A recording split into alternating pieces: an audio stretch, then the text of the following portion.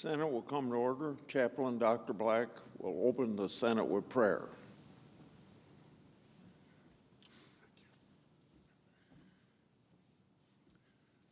Let us pray. Almighty God, all power and authority belong to you. You even rule the raging of the sea. Guide our lawmakers as they strive to serve your purposes for their lives in this generation. May they acknowledge you as the source of their strength, finding their security in the wisdom and love of your unfolding providence. Make our senators shining examples of trustworthy and responsible stewardship. Lord, use them to strengthen the moral fiber of our nation and world. And Lord, during this season of wars and rumors of wars, use us all as instruments of your peace. We pray in your powerful name. Amen. Would you please join me in the pledge?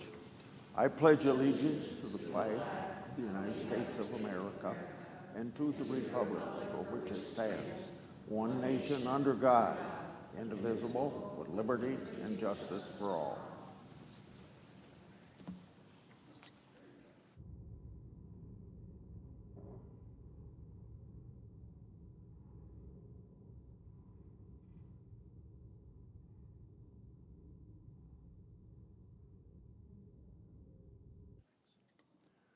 Under the previous order, the leadership time is reserved, morning business is closed, and under the previous order, the Senate will proceed to executive session to resume consideration of the following nomination, which the clerk will report. Nomination, the judiciary, Benjamin M. Flowers of Ohio to be United States Circuit Judge for the Sixth Circuit.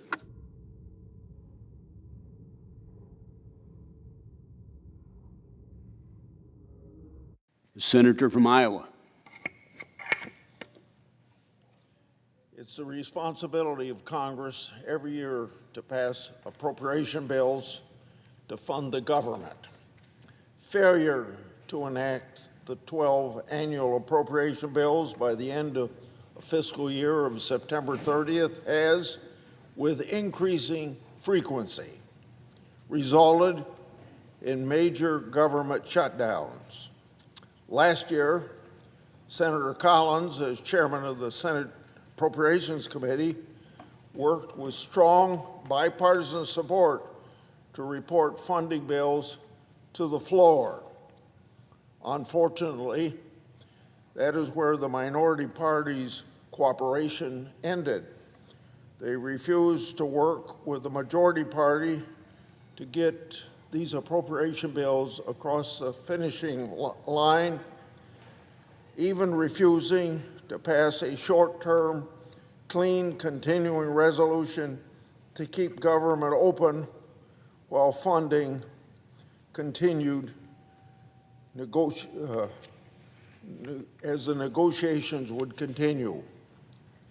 Rather than prioritizing ordinary Americans, the other side of the aisle decided to hold government funding hostage to support and score political points with their activist base. The end result was the famous 43-day government shutdown, which was the longest government shutdown in U.S. history. Only then did the minority party agree to enact a short-term, clean, continuing resolution. Eventually, Congress passed 11 of 12 appropriation bills in their entirety. However, the minority mischief was far from over. For 36 days, the Department of Homeland Security was shuttered due to their refusal to fund federal law enforcement and border security. Ultimately, the majority had to take matters into their own hands. So through the reconciliation process, the bill called the Secure America Act funded federal law enforcement officers, border security, and protecting American communities from violent criminals, illicit drugs, and contraband. Obviously, it was a choice from the other side of the aisle to not fund these critical priorities. You'd think that the minority would have learned that government shutdown never accomplished anything. After all, they achieved none of their policy objectives. Although their costly government shutdown compromised our nation's security and at the same time inflicted pain on the American public.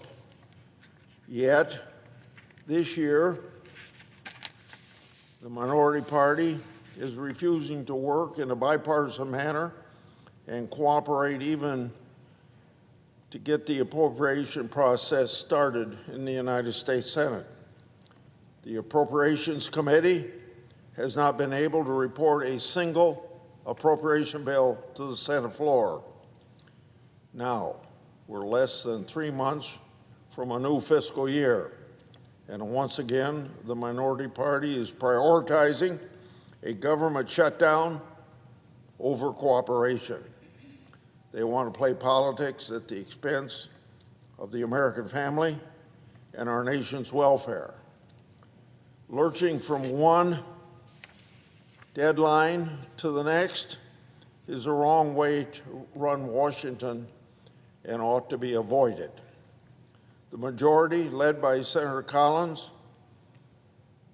are working and willing to do the hard work of passing 12 annual appropriation bills on time.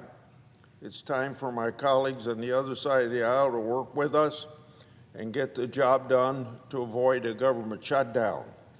Or better yet, follow the advice of Senator Langford of Oklahoma, who's been working on a continuing resolution bill that would automatically carry us from September 30th into the new fiscal year without having to shut down government. We'd never have to go through that again. Now, Mr. President, I don't see another member coming to the floor. I want to read into the record, but I want to tell the staff on both the Republican and Democrat side that if a member comes over here to speak before I'm done reading this, I would be glad to yield the floor immediately. This is from the Des Moines Register, written by Donnell Eller yesterday. Iowa farm income fell 53% over 3 years, a new Iowa State University report says. Quoting,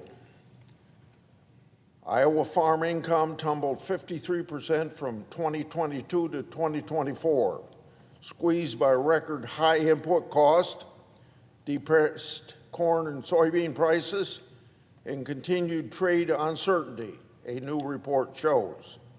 The pain is likely to continue through 2027, even with federal government assistance. About $30 billion to U.S. farmers last year and $45 billion this year, helping farmers stay afloat, according to a report of Iowa State University, the Iowa Farm Bureau Federation, and the Iowa Bankers Association. The Farm Bureau released the report at a day-long economic summit in Ankeny on Friday, July 17th. Former U.S. Trade Representative Bob Lighthizer and Greg Dowd, CEO of the National Milk Producers Federation and former Chief Agriculture Negotiator in the U.S. Trade Representative's Office, were among the speakers. This isn't the 1980 farm crisis, but the pressure is mounting, and the effect will be felt across the broader Iowa economy, said Christopher Pudens, Farm Bureau economist, who presented the report along with Iowa State University economist Chad Hart and John Crispy. In June, President Donald Trump told Congress that U.S. farmers will need an additional $11 billion to help them survive market and trade losses, despite the $13 billion aid allocated earlier this year. The $11 billion is not included in the study tally of $45 billion in the farm assistance year this year, which includes direct aid, crop insurance supports, conservation payments. Brent Johnson, the Iowa Farm Bureau president, said the proposed bailout doesn't solve the problems farmers face. It will lengthen the financial runway, but it's not a good long-term solution, Johnson said in an interview. Iowa and U.S. farmers need increased domestic and global demand, Johnson said. Trump's ongoing trade war has slashed farm exports, most significantly to China, the world's largest soybean buyer. Iowa is the nation's largest corn, pork, and egg producer and the second largest producer of soybeans. Johnson, who farms in northwest Iowa's Calhoun County, said farmers have been willing to endure some pain for trade gains, but our ability to sustain pain is strongly diminished because of the length of this, he said, adding, we need a win. Here's what to know from the ISU Farm Bureau study. The report showed 19% of mid-size and large Iowa farms were considered financially vulnerable. In December 2025, more than double the 7 7/10% identified in 2022, the author said. So far, though, the proportion of vulnerable farms remain lower than what it was in 2015 to 2019, the last long-term farm downturn. Last year, U.S. farm bankruptcy spiked 46% to 315, and in Iowa, they more than doubled to 18. The University of Missouri estimate shows Iowa farm income climbed 60% last year, boosted by government payments and strong returns on livestock. But this is followed by forecasted consecutive decreases in 2026 and 2027. Farmers are weathering the downturn for now, but should the current situation persist or worsen, the negative economic effects will be felt throughout the rural communities and Iowa's broader economy. This is eerily reminiscent of what we went through 10 years ago in 2015 to 2019 downturn. Hart said, the question is, how long does it take for us to get farm income back up again? Hart said that Iowa farmers should work hard to cut production costs that have spiked 37% since 2021 for corn producers and 36% for soybean growers. The largest increases were tied to machinery expenses and seed, chemical, and fertilizer, the report said. There are a lot of antitrust issues out there, said Johnson, the Iowa Farm Bureau president. Our costs are artificially high. The report said the 53% farm income decline has not triggered a collapse of the scale of the 1980s farm crisis, but the steady tightening is straining Iowa farm businesses and the industries and rural communities tied to them.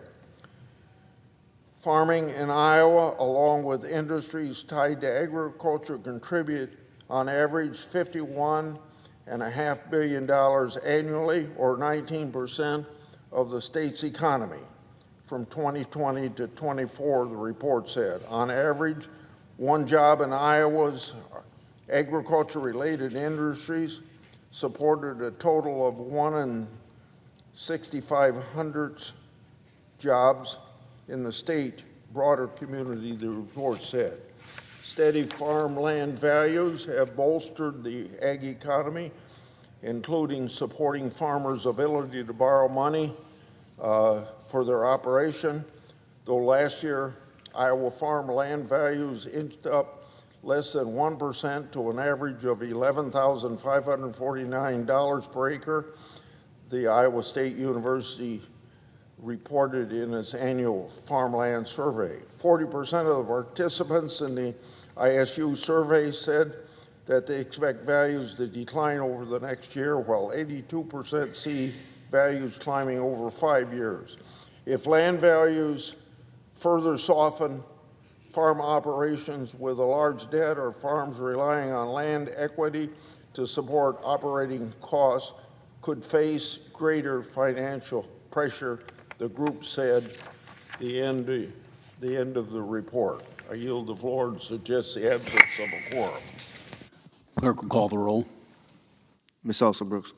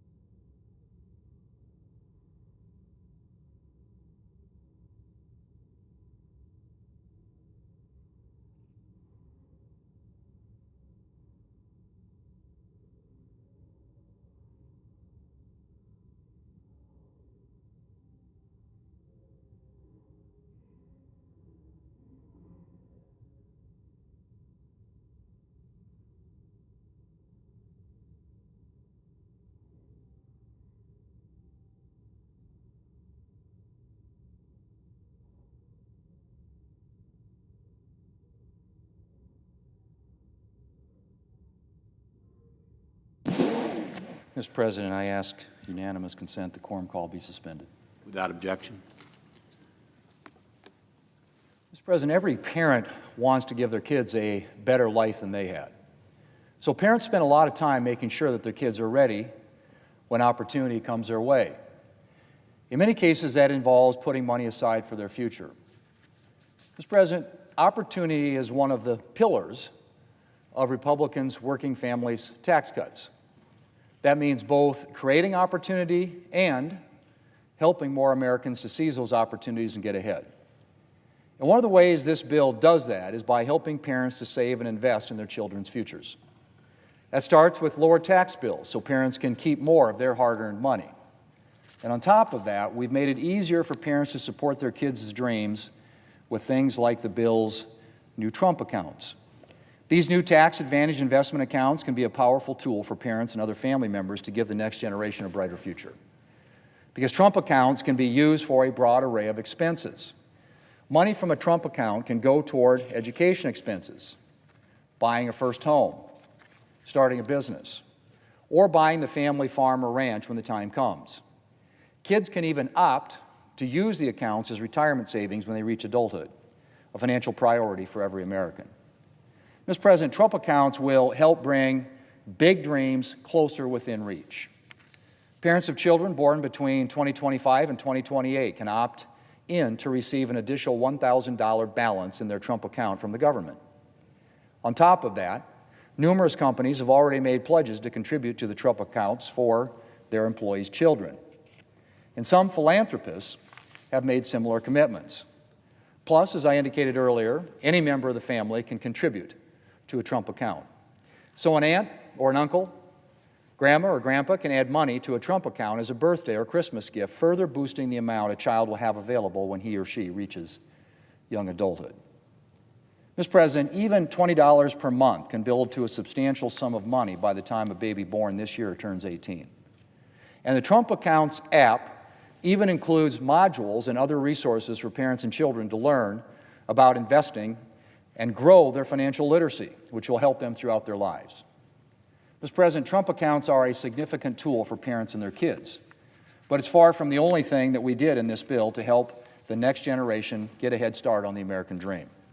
The Working Families Tax Cuts also made some significant improvements to the traditional 529 Education Savings Plan, allowing those savings to be used for a greater variety of education-related expenses. Tutoring, homeschool materials, and vocational and continuing education. Plus, we doubled the withdrawal limit for 529s to $20,000 per year. Mr. President, I'm also proud of how the Working Families Tax Cut strengthens pathways to meaningful career options for the next generation. On the higher education side, we implemented accountability and reforms that put downward pressure on the cost of college degrees. We also made permanent a policy I authored that allows employers to pay off a portion of their employees' student loans without the employee having to pay taxes on the repayment amount.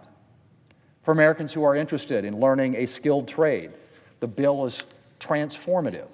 As I mentioned, it allows 529 savings to go toward vocational education. It also created the Workforce Pell Program, which will provide financial assistance to Americans in shorter-term skills and career training programs, whether they're just starting out or looking to switch careers or develop new skills in their current field. Mr. President, states are just beginning the process of identifying programs that will qualify for Workforce Pell, and it's already generating excitement.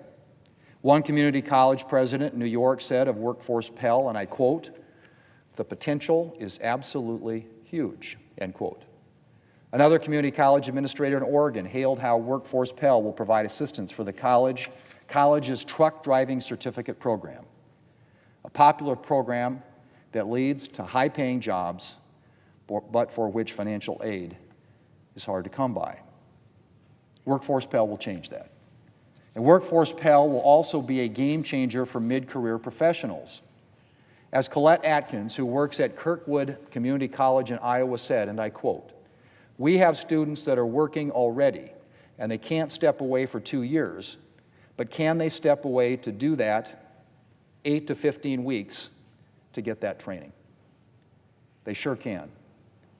And now there's financial support to help them do that," end quote. Mr. President, suffice it to say, Workforce Pell will open new pathways and create opportunities for a lot of Americans. And it's getting started, thanks to to the working families' tax cuts. Mr. President, putting more money in Americans' pockets, helping them seize opportunities to get ahead, and creating new pathways to success. That is the working families' tax cuts at work. Mr. President, I yield the floor, and I suggest the absence of a quorum. Clerk will call the roll. Ms. Alsobrooks.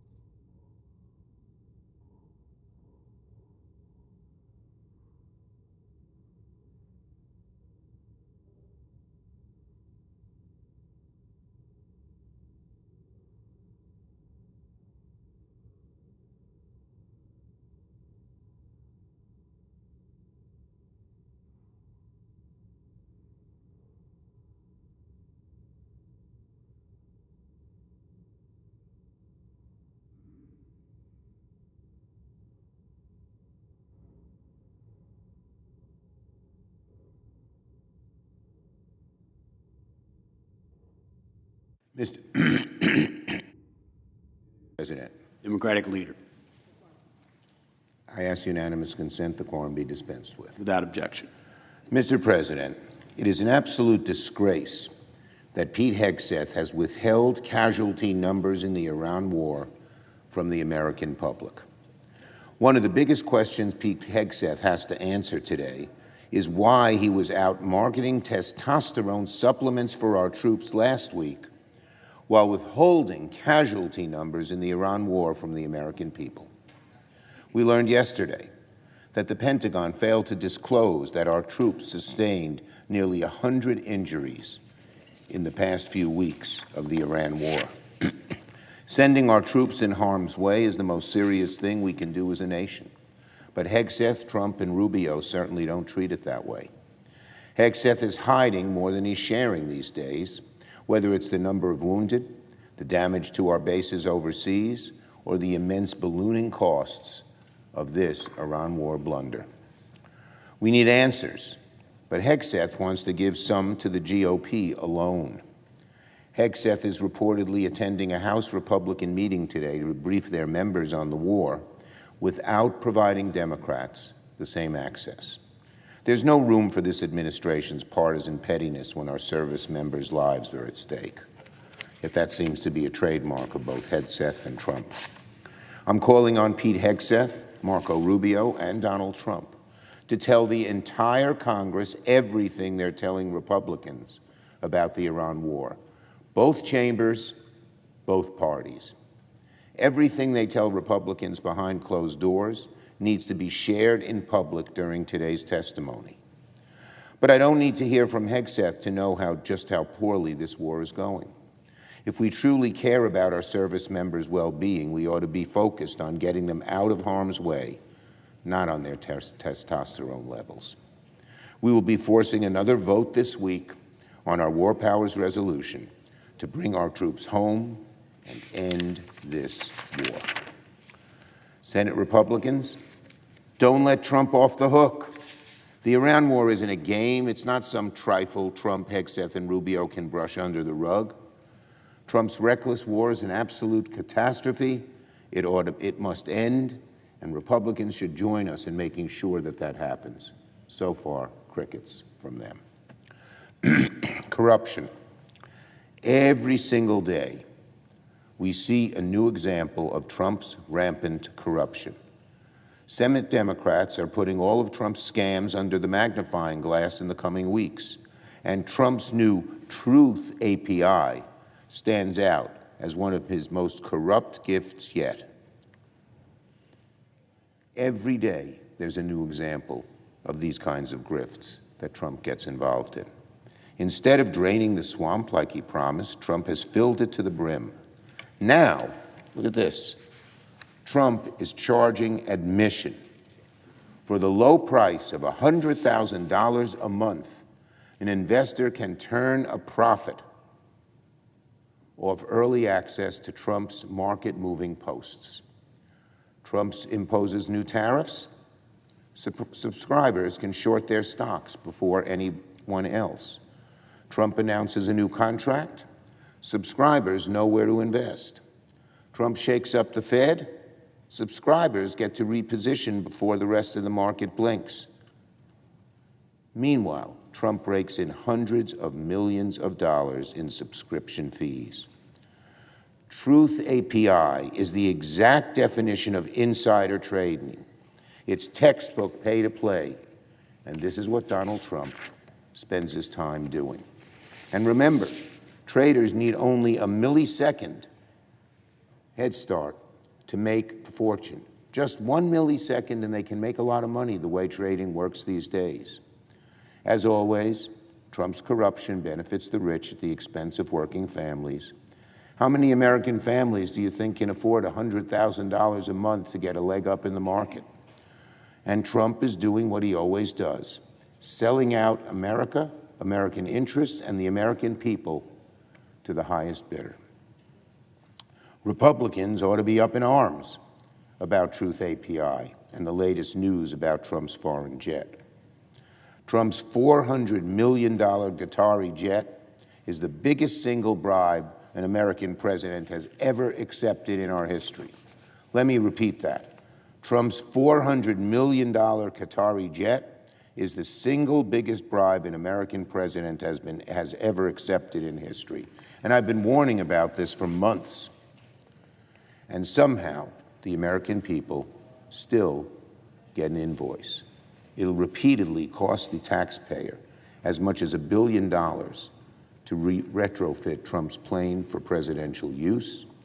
We just learned that his luxury jet is grounded until it can be maxed out to meet the same standards as the old Air Force One. Give me a break.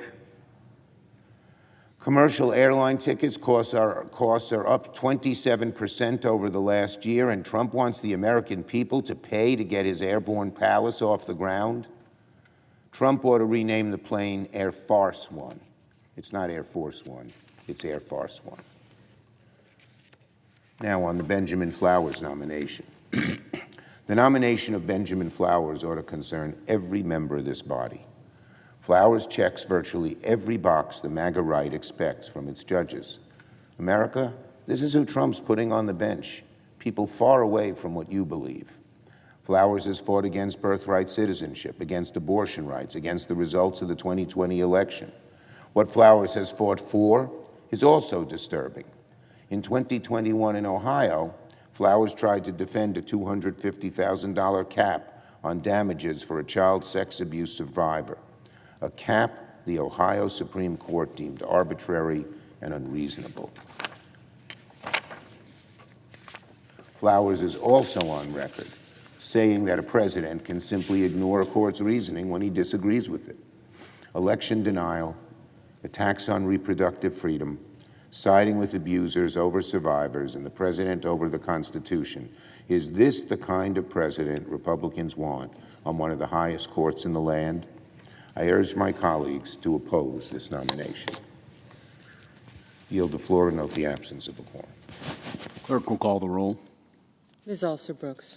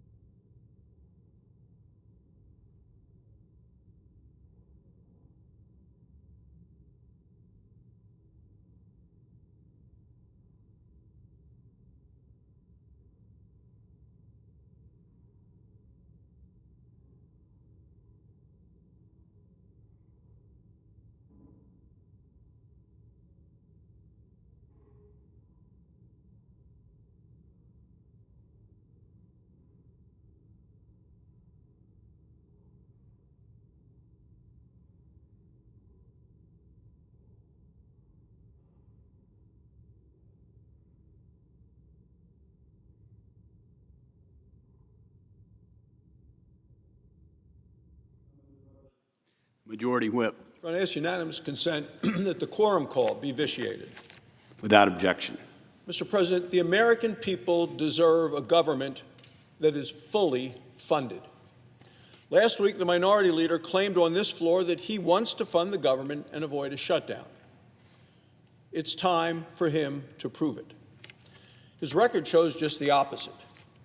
The appropriation bills have historically passed with bipartisan votes. Yet when Senator Schumer was majority leader during the Biden years, he blocked every single appropriations bill from coming to this floor. 11 bipartisan appropriation bills that passed out of the committees died in that wastebasket there under the desk of Senator Schumer. When Democrats were in the majority, they literally shut down the entire appropriations process. After the Democrats lost the elections in 2024, they revolted, and they shut down the government twice. The two Schumer shutdowns broke records. First, October 2025, Democrats shut down the entire federal government. Lasted 43 days, the longest shutdown in the history of our nation. During the shutdown, Senator Schumer infamously said, "Every day," he said, "gets better for us." Every day didn't get better for the American people all across the country. Federal workers missed paychecks, huge shutdown of TSA, people missed flights, long lines waiting to get to the airports, to get to the flights. Screening lines lasted hours and hours. And then in February of this year, Democrats did it again. They shut down the Department of Homeland Security, and that shutdown lasted 75 days. The shutdown of Immigration and Customs Enforcement and Border Patrol lasted even longer.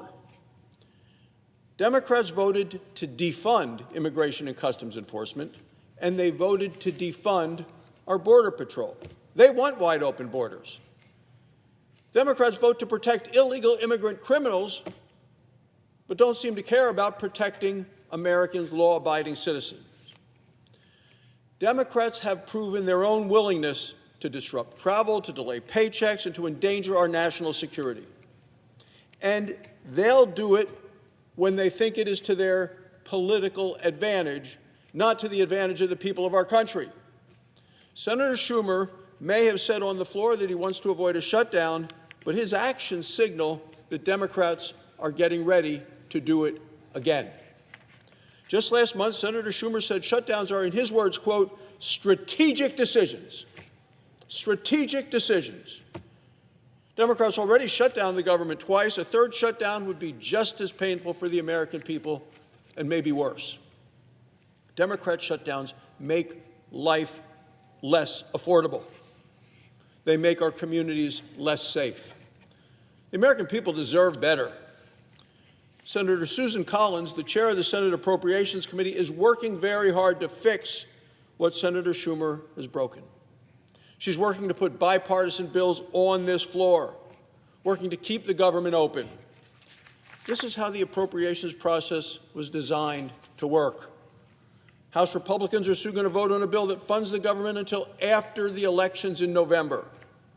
Here in the Senate, Senator Collins continues to lead with integrity, with intelligence, and working in bipartisanship. She has a long and respected record of working on both sides of the aisle. She has presented good faith offers to Democrats. Democrats continue to reject them. They demand more spending on things like these fraud-ridden programs that we have read about. They're threatening to stonewall every single appropriations bill again this year. Democrats are trying to avoid a shutdown, so they say, but they're not trying to avoid a shutdown. They're preparing for another one. Here's what another Democrat shutdown would mean to the American people. Democrat shutdown means longer lines at the airport. Democrat shutdown means our troops miss paychecks. Democrat shutdowns mean TSA agents miss paychecks. Democrat shutdown undermines national security. A Democrat shutdown hurts our veterans. It hurts our seniors. Senator Schumer says he wants to avoid one. Well, time is going to tell. Republicans are focused on funding the government in a serious, timely, and bipartisan way. That's what we're intending to do, Mr. President. We'll see if the Democrats are willing to meet us along the way. Thank you, Mr. President. I yield the floor. Clerk will call the roll. Ms. Alsterbrooks.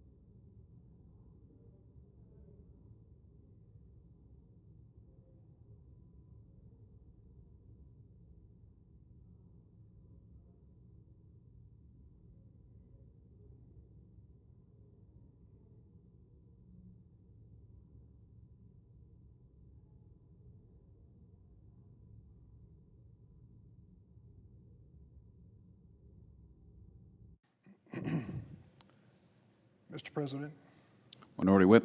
are we in a quorum call? We are. I ask consent the quorum call be suspended. Without objection. Thank you, Mr. President.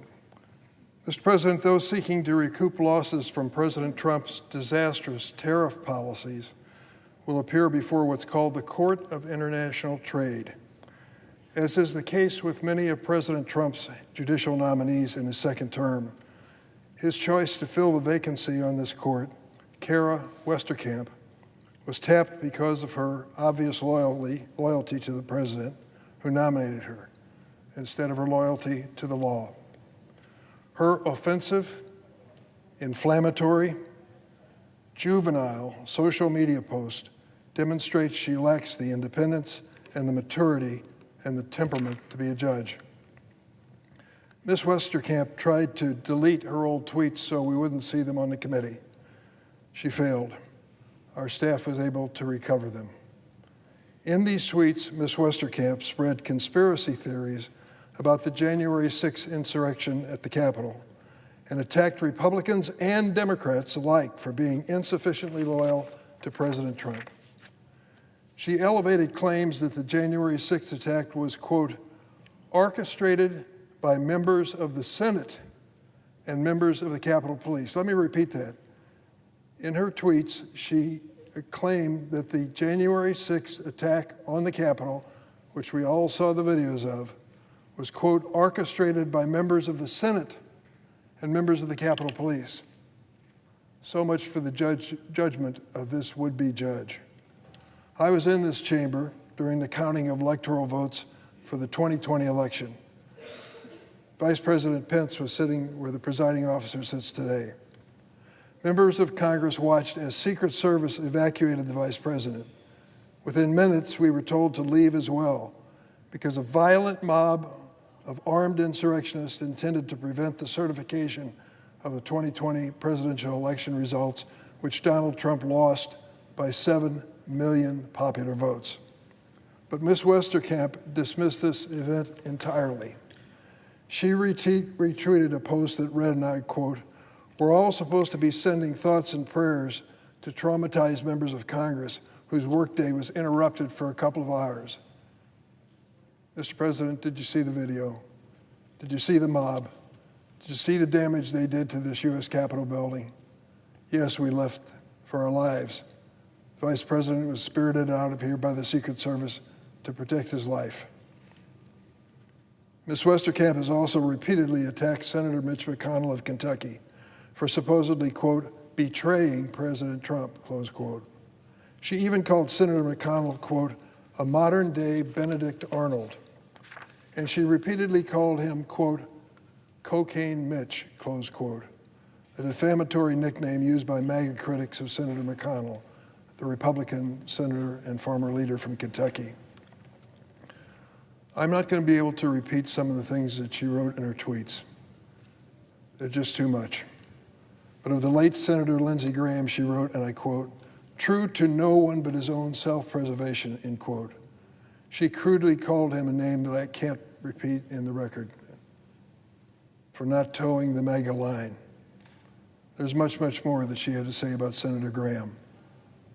Ms. Westerkamp accused Senator Collins of Maine of prioritizing her own personal political power over loyalty to President Trump and called for her removal, as well as the removal of Senators Murkowski and Cassidy following their vote on the second impeachment effort against the president. Ms. Westerkamp even posted a sexually explicit image and joke about former House Speaker Nancy Pelosi, a post that Ms. Westerkamp herself later described as not safe for work, close quote. Notably, it appears some of her inflammatory, overtly political posts were made while Ms. Westerkamp was on duty, actually, as an attorney at the Department of Justice. She was tweeting away. That would violate federal law. Last week, Leader Thune filed cloture so that we can move more quickly to Ms. Westerkamp's nomination. After you've heard about her background, what do you think as a senator? Despite her disrespectful and inflammatory comments, she is a priority for the other side. It is a disgrace that Senate Republicans are moving forward on this nomination while Senator McConnell is still in the hospital, and so soon after Senator Graham's passing. Judges are chosen for judgment, for character, for maturity, for competence, for independence, and most especially for their temperament. Ms. Westerkamp does not meet that standard. I urge my colleagues to oppose her nomination. Mr. President, on a separate topic, last week the Senate Judiciary Committee held a hearing that I'll never forget. On the second day of Todd Blanche's nomination hearing to be Attorney General of the United States, the committee convened an outside panel of witnesses to discuss his fitness to serve in that office. I invited one of the witnesses. Her name is Danny Bensky, a young woman who is a dance teacher and a mother. She was a victim of Jeffrey Epstein. She was sexually abused by him when she was 17 years old. A group of about a dozen Epstein survivors and their loved ones sat behind Danny when she testified. They were urging that the predators responsible for these horrific crimes be held accountable. Their stories are heartbreaking, but instead of helping them, the Trump Justice Department has re-traumatized these survivors with its careless and cavalier attitude. When this administration finally released information pertaining to Epstein's trafficking ring after missing the Epstein Files Transparency Act deadline, many of the survivors' personal identity information became public available. These survivors, who've already suffered unspeakable abuses, were forced to relive their trauma as one of the most painful moments of their lives became public for anyone, including their friends, family, and co-workers, to see. There was a time when the Department of Justice turned 1,000 attorneys loose on the Epstein files to find any references to the president. They were so careful they went through it page by page for millions of pages. And yet when it came time to finally release the files, they were so slipshod and haphazard that they released the identities, the addresses, the telephone numbers, and even photographs of the Epstein victims. The victims of Epstein's abuse attended both days of the hearing to demand accountability from the man who oversaw that botched release of files that put private information on the hotline, Todd Blanche. They wanted the opportunity to speak with him, to tell him their stories, and to push him to hold the predators responsible for their abuse accountable. When I asked Mr. Blanche on Wednesday if he would meet with these brave individuals, he responded with babble about lawyers and regulations. He wouldn't just say, "I'll meet with the victims."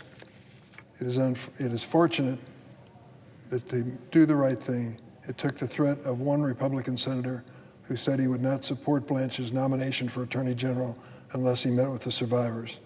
Then, reluctantly, he did. You would think Mr. Blanche would go out of his way to meet with them, to apologize for the harm he'd caused the victims, for the information that was disclosed, and to present them with a plan for changes going forward to protect victims while pursuing perpetrators. Instead, he arrived at the meeting ready to deny any blame for himself, with little or no concern for the survivors, according to their reports. Those in the room described him as dismissive. They said that speaking with Mr. Blanche was like, quote, beating your head against the wall, close quote. The impression that the victims, upon leaving the meeting, was that Mr. Blanche was only there to check the box for his promotion. Nothing was going to change. Is this a man we want to confirm to be the head of the premier law enforcement agency in America? With Mr. Blanche, it is clear that justice is secondary to loyalty to the president. Under Blanche, hundreds of FBI personnel were directed to troll through those Epstein files to find any mention of the president, but could not exercise the same level of care to ensure victims' information remained protected. When pressed in an interview why more Epstein accomplices had not been charged, Blanche insisted, quote, it isn't a crime to party with Mr. Epstein, close quote. Mr. President, survivors deserve more than that type of flip comment. They deserve a DOJ committed to ensuring that it'll never happen again. They deserve an Attorney General who treats them with respect and compassion. Mr. Blanche's behavior surrounding the Epstein investigation is just one of the many reasons he should not lead the Department of Justice. I urge my colleagues to oppose his nomination, yield the floor, and suggest the absence of a quorum. Clerk will call the roll. Ms. Also Brooks.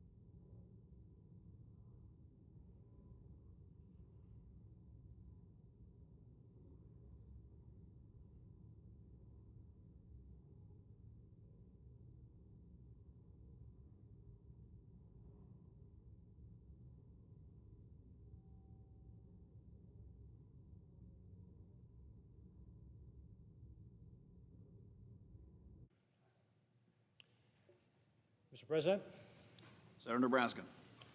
move to vitiate the quorum call. Without objection. Mr. President, people generally in this country, and Nebraskans in particular, expect when they send their elected officials to Washington, D.C., that they are going to serve their communities. Sadly,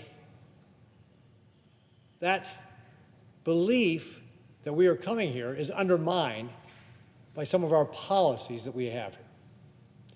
For example, 80% of Americans believe that Congress does not do a good job of keeping the inside information that we have separate from our finances. Consequently, the approval rating of Congress is about 17%. And it's not just the polling that shows that we've got a problem. So does history.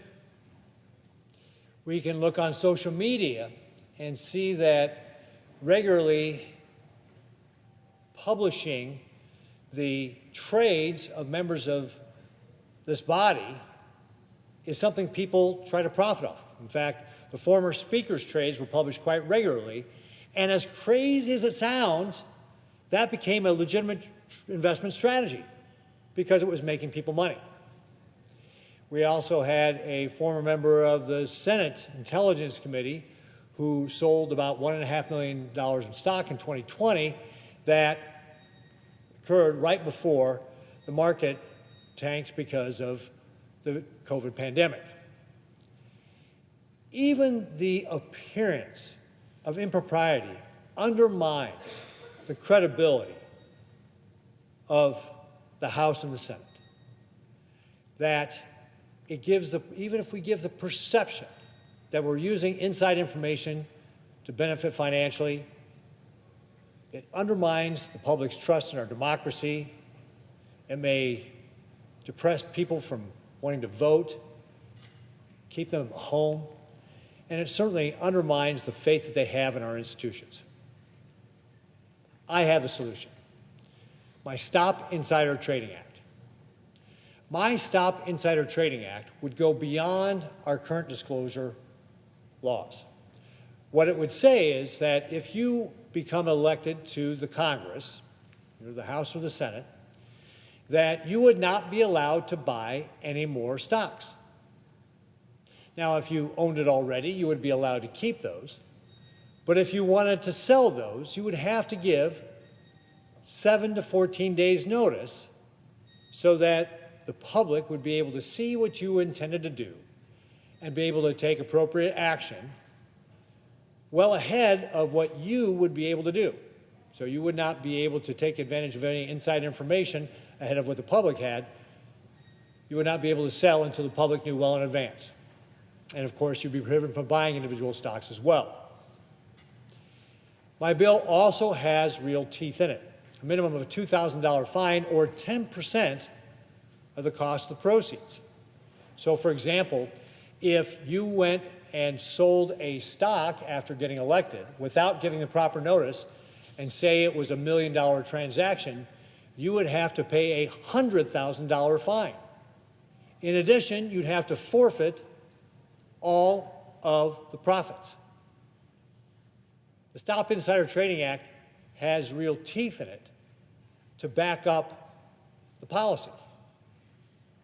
By making sure that members of Congress cannot buy stock on inside information and would have to notify the public if they wish to sell any stock well in advance of their actually being able to do that, we can help restore the faith of the American people that we are keeping separate the inside information that we get, for very good reasons, from our finances. Let's be clear. No member of the House or Senate should benefit from inside information. They should not be allowed to profit from that. This is supposed to be a public service. And we need to take steps to restore the credibility with the American people.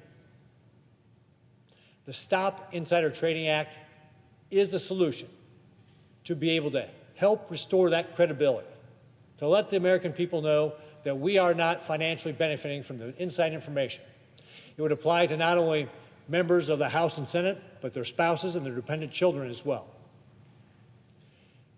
The President has called on us to pass the Stop Insider Trading Act. The Vice President, just last week in addressing House Republicans, said we needed to pass the Stop Insider Trading Act. It is time for Congress to act on this important piece of legislation that will help restore people's faith in their institutions. I call on my colleagues to support this bill and send it to the President's desk. Thank you, Mr. President. I yield back. And I note the absence of a quorum. Clerk will call the roll. Ms. Alston-Brooks.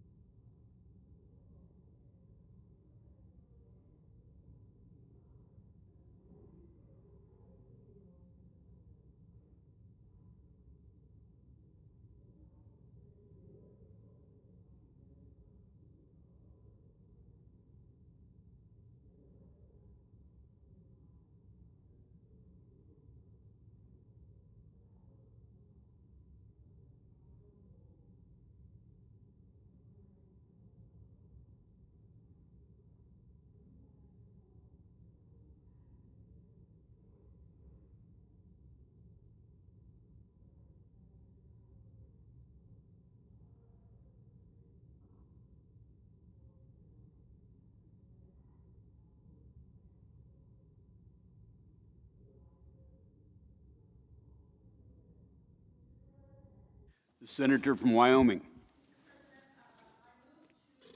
Unanimous consent to vitiate the quorum call. Without objection. I further ask unanimous consent for the following interns in my office to be granted floor privileges until July 22nd, 2026. Petra Cernicek, Spencer Kilpatrick, Elise Newton, Megan Terrell, Aaron Buhan, did I get that right? Buhans, excuse me, and Isabel Young. Without objection. Thank you, Mr. President.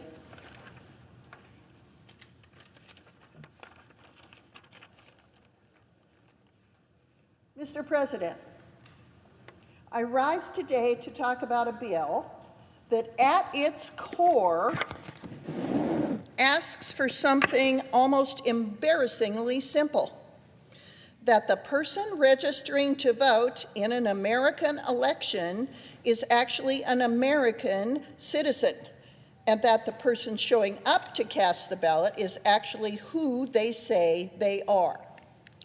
The SAVE Act does not reinvent our elections.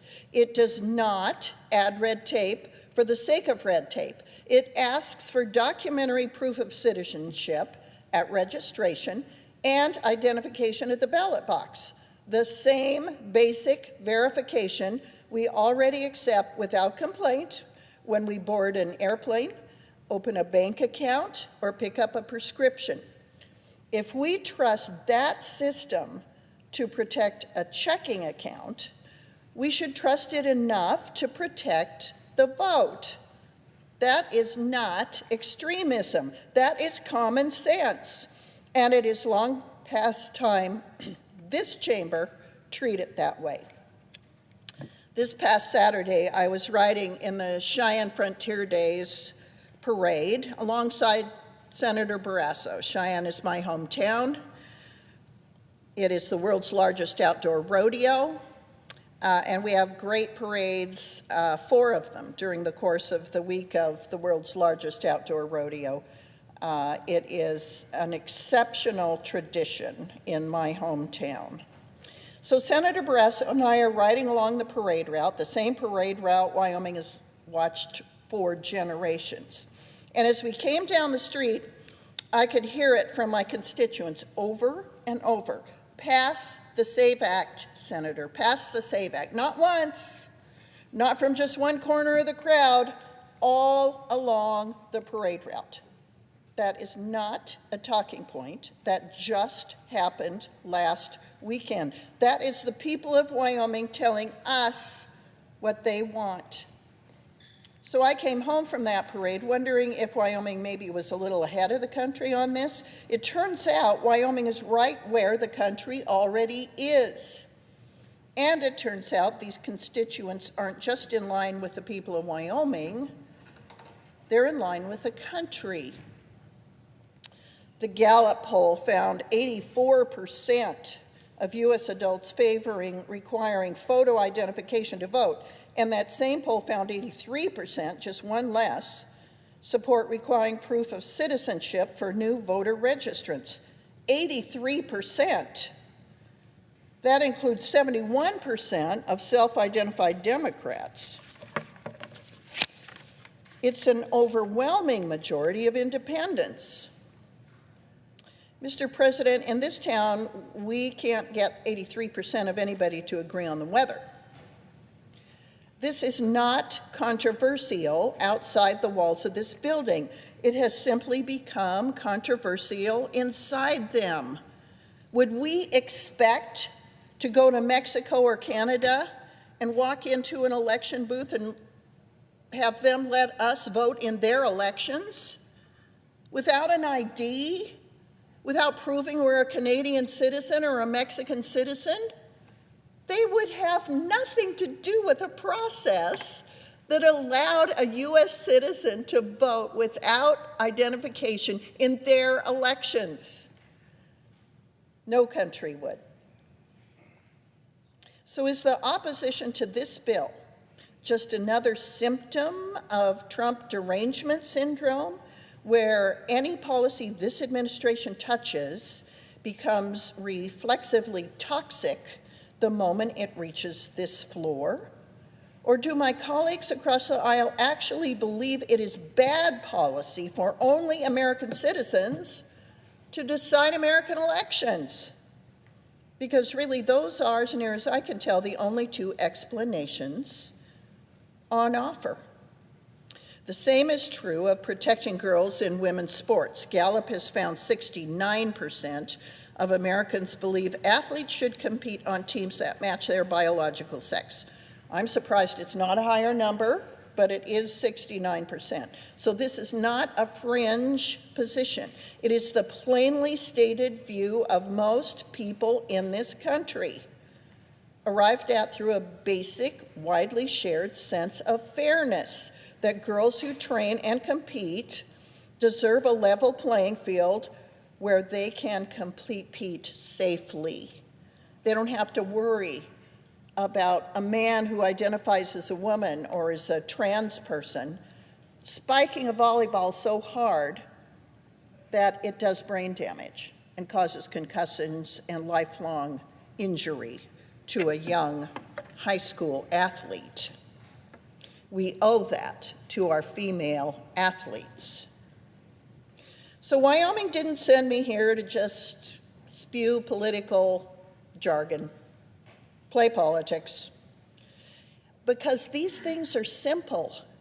They are timeless. They are understood values. We can't bend and shape thousands of years of common sense with new woke ideology. Wyoming sent me here to conduct myself in a manner that reflects their common sense, their values.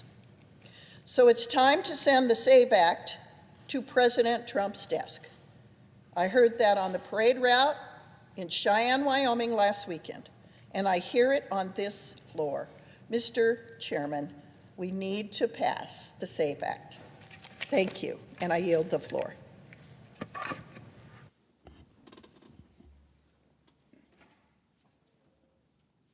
Need to call the roll.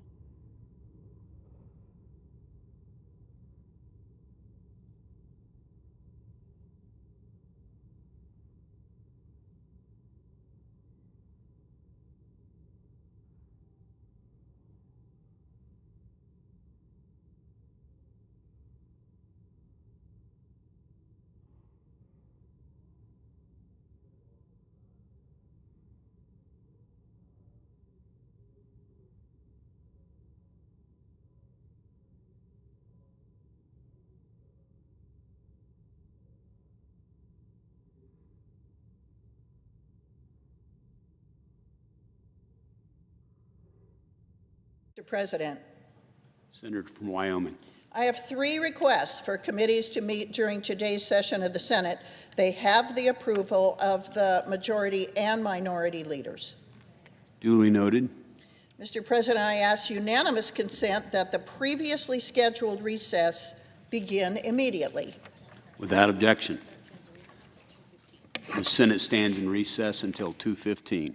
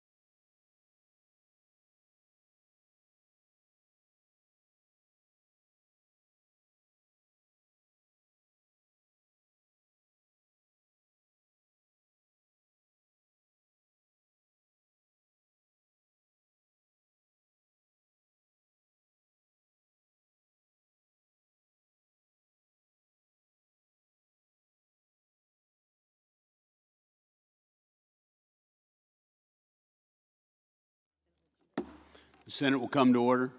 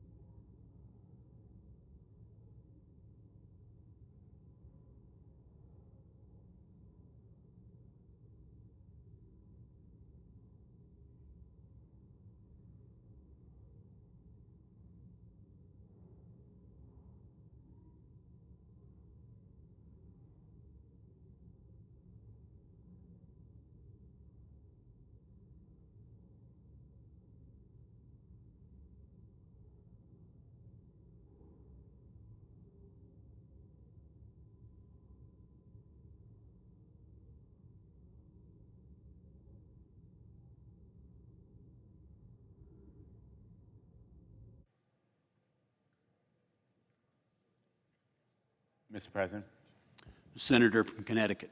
I understand we are not in a quorum call. That is correct. Thank you, Mr. President. I'm here today with a very straightforward, simple resolution. It's about enforcement. For most of my career, I was an enforcer, a federal prosecutor, United States Attorney for Connecticut, and then Attorney General of the state of Connecticut for 20 years. So I know, we all know, that the law is dead letter if it's not enforced. And there is a very, very profoundly important law, in fact, our Constitution, that needs enforcement. That's the task that brings me to the Senate floor today. I am asking for a resolution to direct the Senate Legal Counsel to bring a civil action in the name of the United States Senate to enforce the Foreign Emoluments Clause contained in Article 1 of the Constitution.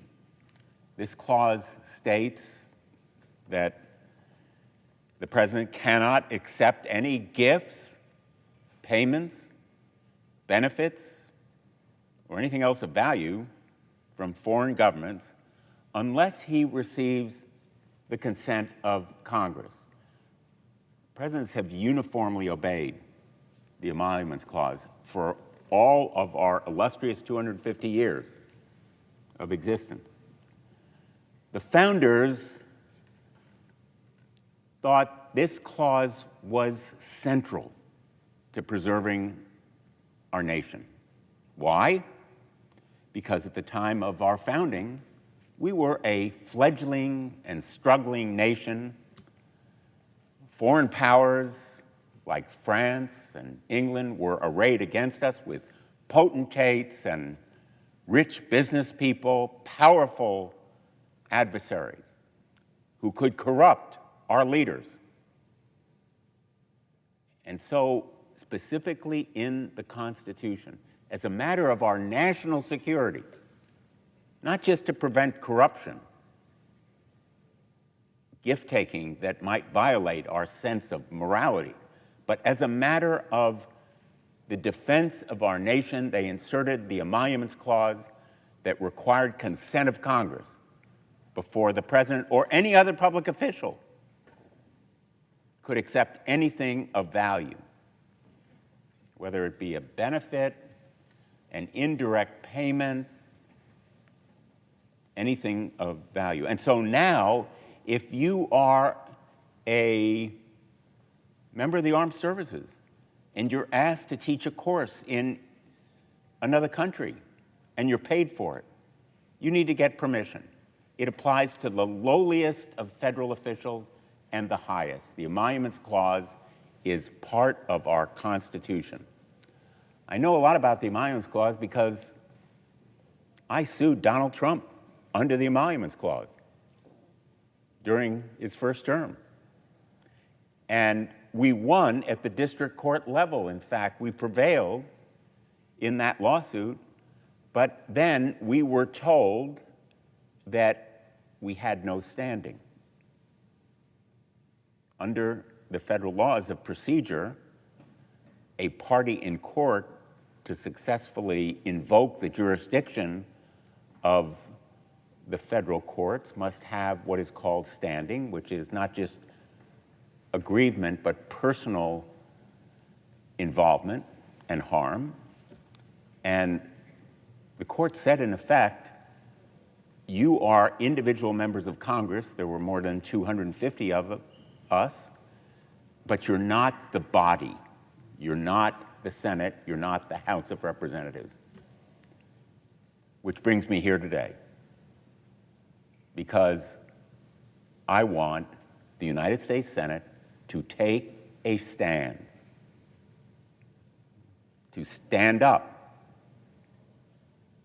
against the illegal practices of this president in taking an array of benefits, including payments, literally payments, in violation of the Emoluments Clause. The Emoluments Clause is dead letter if it's not enforced, and our national security is at risk.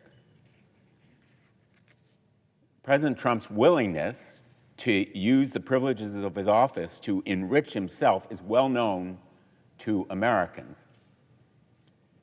and it seems to have no bounds. Just this month, President Trump's gift from the government of Qatar, a $400 million jet, entered service as an interim Air Force One, but he wants to take that jet and then install it as part of his private library.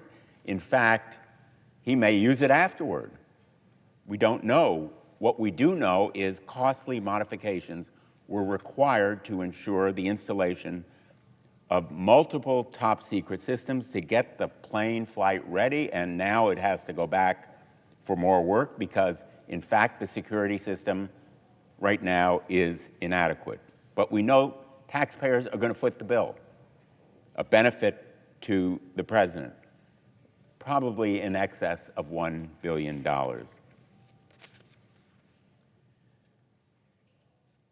That jet barely scratches the surface of emoluments going to President Trump. In 2025, President Trump and his son took about $500 million for a 49% stake in the Trump family crypto business, World Liberty Financial, invested by the MGX Fund Management Limited, which is an investment firm in turn backed by a UAE sovereign wealth fund, at the initiative of Sheikh Chanoun, the UAE's national security advisor, and the brother of the UAE's president. In other words, an investment by the UAE wealth fund controlled by the ruling family of the UAE for 49% in World Liberty Financial, $500 million. And then, magically, President Trump approved sales of $1.4 million in military equipment for the UAE. And in addition, the sale of highly sophisticated advanced chips necessary for the UAE to build a data center that could rival ours in the United States. Our national security compromised as a result of payments to World Liberty Financial, the Trump and, by the way, Witkoff family crypto business. This kind of self-enrichment, which has made a very wealthy Donald Trump even wealthier. He made $2 billion last year, $2 billion in income, $1.4 billion of it from crypto, is not only offensive as a matter of self-enrichment, but it is a threat to our national security, exactly the same kind of threat that our founders sought to prevent as a result of the Emoluments Clause. Not only has President Trump violated flagrantly the Emoluments Clause, but he's effectively slapped a for sale sign on the door of the Oval Office. He accepted a gold-plated desk clock and engraved Guild Bar as gifts from Swiss business executives before slashing Switzerland's tariff rate. He hosted a private gala dinner featuring a tour of the White House to reward top buyers of the Trump cryptocurrency meme coin. Attendees of that dinner included Chinese billionaires, CEOs, and investors with ties to the Chinese Communist Party. The American president is supposed to work for us, for the American people, for everyday Americans, not for his own self-enrichment. And that is what the Emoluments Clause is really supposed to guarantee, that the President of the United States works for the United States, not for himself. As I mentioned, I tried to enforce the Emoluments Clause myself by filing a lawsuit on June 14, 2017. The United States Court for the District of Columbia held that we didn't have standing. I disagree. I think we do have standing under the law, but I respect the court's judgment, and so we are charting this path forward. This resolution is necessary now to give the Senate the ability to hold President Trump accountable on behalf of the American people, to go to court and have our day before a judge who will assess the facts of this case and second-guess me or any of us and rule and uphold the rule of law. I urge my colleagues to support this resolution to restore the dignity of the executive office and to assure enforcement of the Constitution of the United States of America. And so, as if in legislative session and notwithstanding Rule 22, I ask unanimous consent that the Senate proceed to the immediate consideration of S-Res 807, and that the resolution be agreed to, the preamble be agreed to, and that the motions to reconsider be considered made and laid upon the table. Is there objection? Mr. President. Senator from Florida. Mr. President, reserving the right to object. Mr. President, at a time when we're seeing the Democrat Party embrace the hellish evils of socialism and ideologies that hate the founding ideals of America, Democrats are hoping to pass a resolution to direct this chamber to sue the President of the United States on a very false premise. The Emoluments Clause reads, quote, "No title of nobility shall be granted by the United States." I don't think that's happening.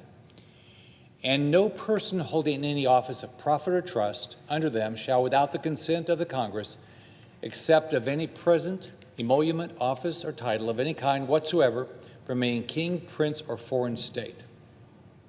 Now, the obvious answer is that these accusations by my colleague do not support the constitutional threshold of an emolument. And my Democrat colleagues are just playing politics. This resolution seeks to authorize litigation rather than legislate. This issue has already been litigated, and as my colleague said, they lost. The Democrats just don't like the answer.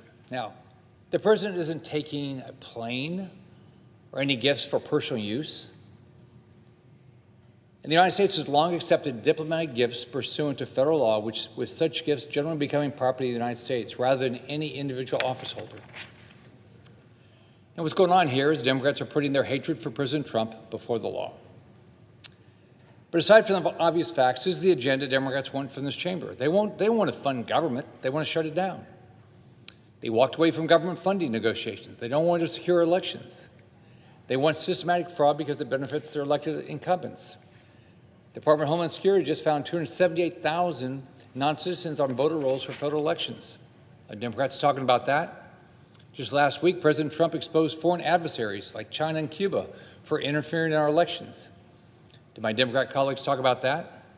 Leader Schumer responded to facts about voter fraud by declaring the Save America Act on election security bill.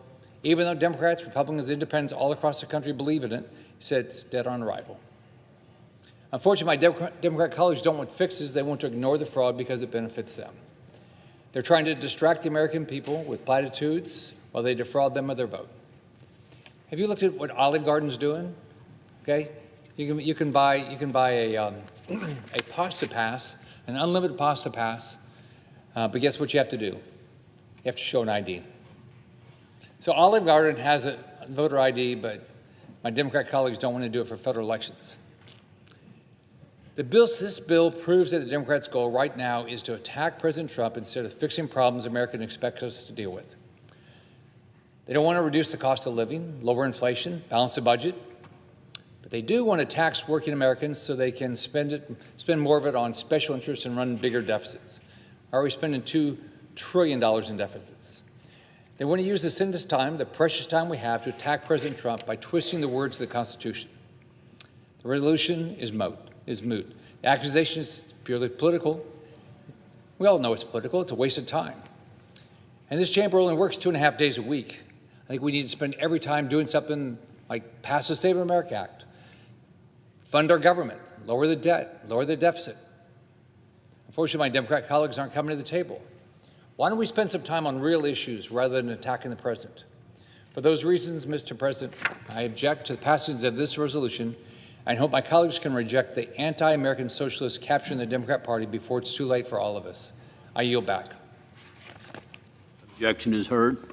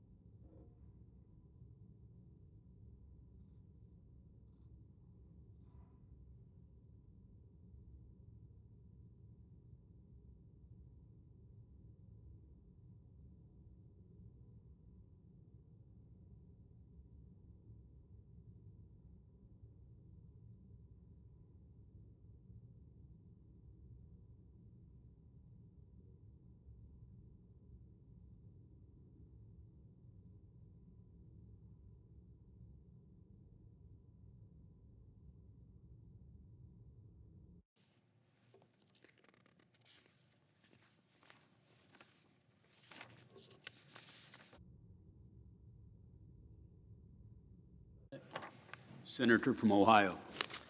Mr. President, I have one additional request for a committee to meet during today's session of the Senate. It has the approval of the majority and minority leaders. Duly noted. Mr. President, I rise today to recognize an extraordinary year of achievement by Ohio's own Denison University. Now, everyone knows Denison to be a great academic institution, but all of a sudden it's become a great athletic institution. In the 2025-26 academic year, Denison student athletes delivered one of the most successful seasons in school history, capturing four, you heard that right, 4 NCAA Division III national titles and bringing great pride to the university community, alumni, and entire state of Ohio. I am joined in this chamber by members of all 4 national championship winning coaches, players, and families. And so, welcome to the U.S. Senate. We're honored to have you with us today. We had the chance to join President Trump this morning at the White House to celebrate their accomplishments, and I wanted to take a couple of minutes to honor them on the Senate floor. We'll start with the most recent champion, the men's baseball team. In early June, Denison's men's baseball team won the program's first ever NCAA Division III national championship, defeating Endicott College in a 4-3 thriller, 10-inning walk-off victory. The Big Red completed a historic season with 51-3 record. That's right, 51-3 record in baseball is amazing, almost unprecedented. And they held the #1 ranking from the start of the season to the finish. Hard to go wire to wire, so hard to go wire to wire. And under the leadership of Coach Mike Deegan, the team demonstrated excellence throughout the season, as I noted. Now, this was a team effort. It was a 3-game series in the finals. Denison won game 1. And then game 2, they lost a 10-inning, 11-10 battle. So hard to come back in game 3 after being so close to clinching it in game 2. But they won a decisive game 3, 4-3 in the bottom of the 10th inning. Cherish the memory to the Denison baseball team, because you will unlikely ever have a more thrilling experience than winning the national championship in the 10th inning in a walk-off situation. Great fun. Great fun. And Cade Nowick was named the outstanding player of the NCAA championship after a dominant postseason performance, including a game in which he recorded 3 home runs and 7 RBIs. Pretty impressive. But I know every national championship team will always say it's team effort. Everybody from the lowest man on the roster to the top, they all matter when you win a championship. Everybody contributes to that cause. Congratulations to these outstanding student athletes on an unforgettable season and a well-earned national title. Let me go on next to the men's swimming and diving team. In March, Denison's men's swimming and diving team captured its 2nd consecutive NCAA Division III national championship and 7th national title in program history. The Big Red finished with 437 points, nearly 49 points ahead of the second-place team, marking their 3rd time in program history that Denison has won back-to-back NCAA championships. That right there is a tradition of excellence.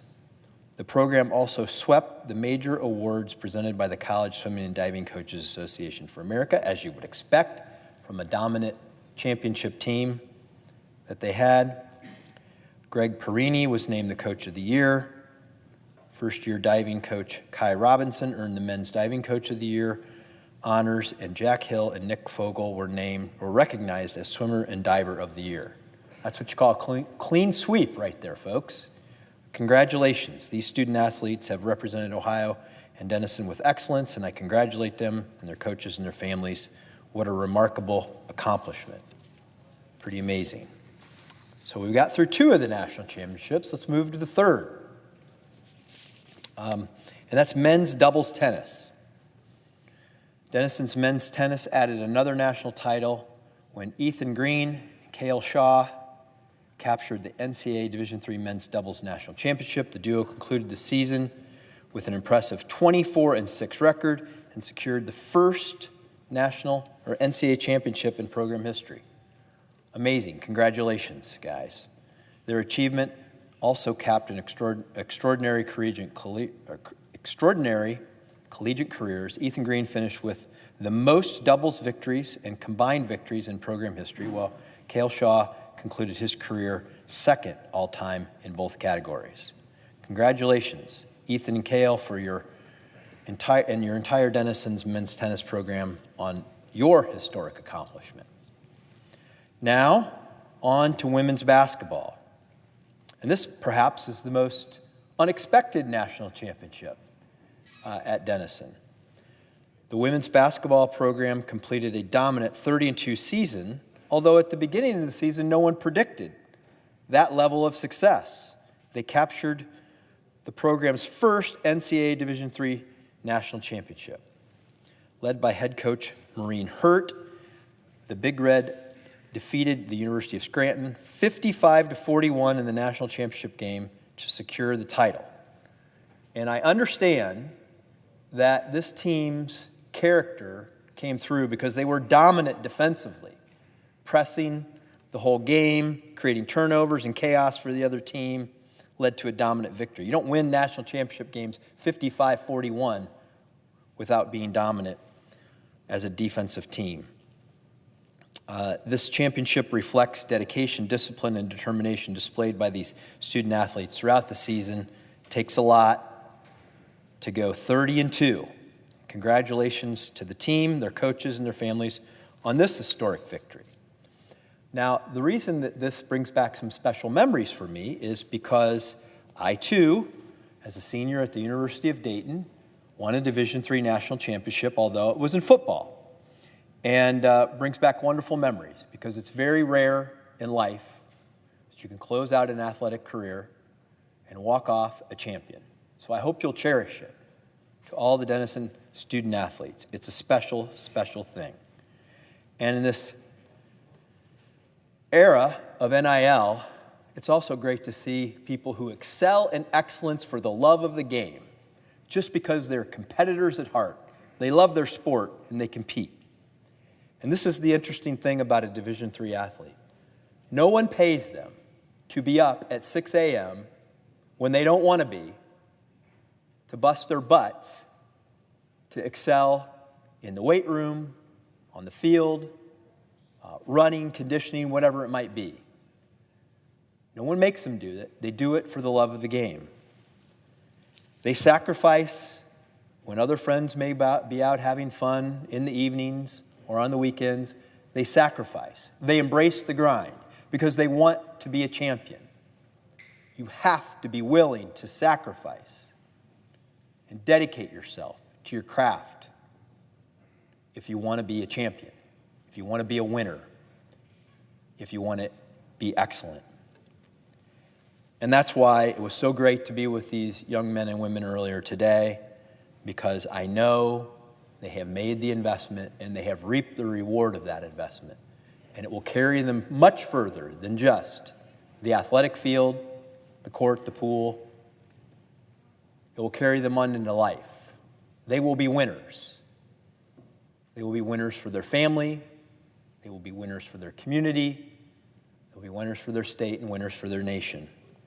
That's why I think it's so important that we preserve the integrity of college athletics, that we continue to offer these great opportunities for student athletes to earn the resilience, to refine the resilience and the character that it takes to be successful in athletic competition, because that translates into life success.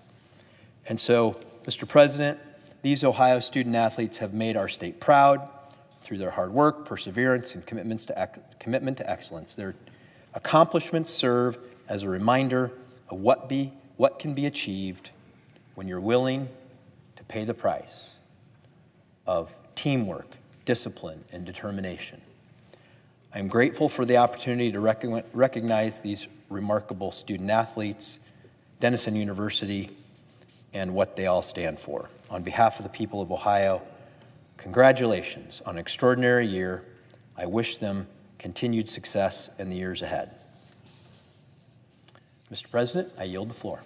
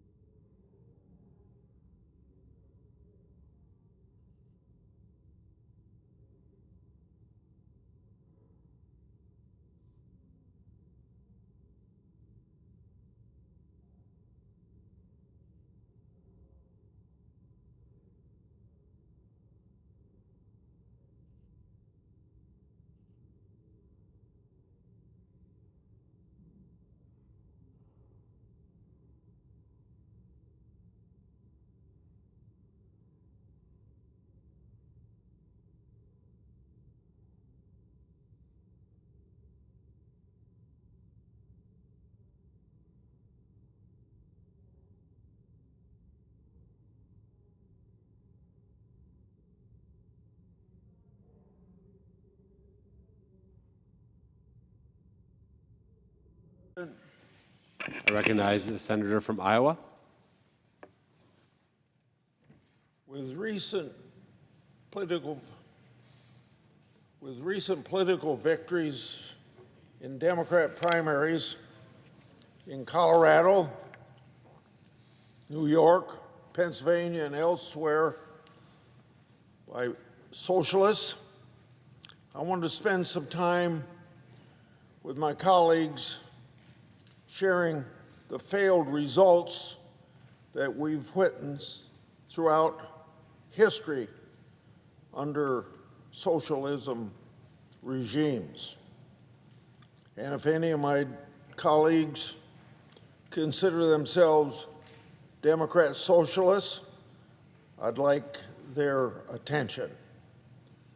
The expansion of candidates and people who want to institute socialism in the United States is very concerning. What they desire is going to destroy everything America has stood for. The recent trend toward socialism in the Democratic Party, frankly, surprises me. It ought to make every traditional Democrat worry about the trend of their party and be a warning for all of us. I'm glad some Democrats share this concern. As Democrat pollster Mark Penn wrote in the Wall Street Journal, Democrats could take a playbook out of the 1947 effort by Eleanor Roosevelt and Hubert Humphrey, recently reported in the Washington Post. Socialism is a failed ideology and experiment. It claims to focus on the good of society as a whole over the rights of individuals. This is in contrast to America's founding principles. Socialism, whether it's the revolutionary kind or the democratic kind, is aimed at government ownership of industry and the elimination of private property. Countries that have adopted socialism have found themselves less prosperous, even witnessing starvation and economic ruin, followed by lawlessness and corruption. The only people that benefit from it are the people in the political system. Socialist countries have also seen private property confiscated and constitutional rights taken away from the people. Recently, there's a group of socialists called Democratic Socialists that have won Democrat Party primaries. Where I sit, socialism is still socialism. They may think that calling themselves democratic somehow would cancel out all of the negatives of socialism, but they want to bring about the same negative outcomes that will produce less prosperity and less freedom. Example after example in history backs up my point. In 2021, I spoke here on the Senate floor about Sweden's experiment with socialism. I encouraged my colleagues back then in 2021 to go back and read that speech. In case they don't have time, I would summarize it right now. In the 1950s, Sweden gained newfound wealth and economic freedom. Then it started to adopt socialist policies.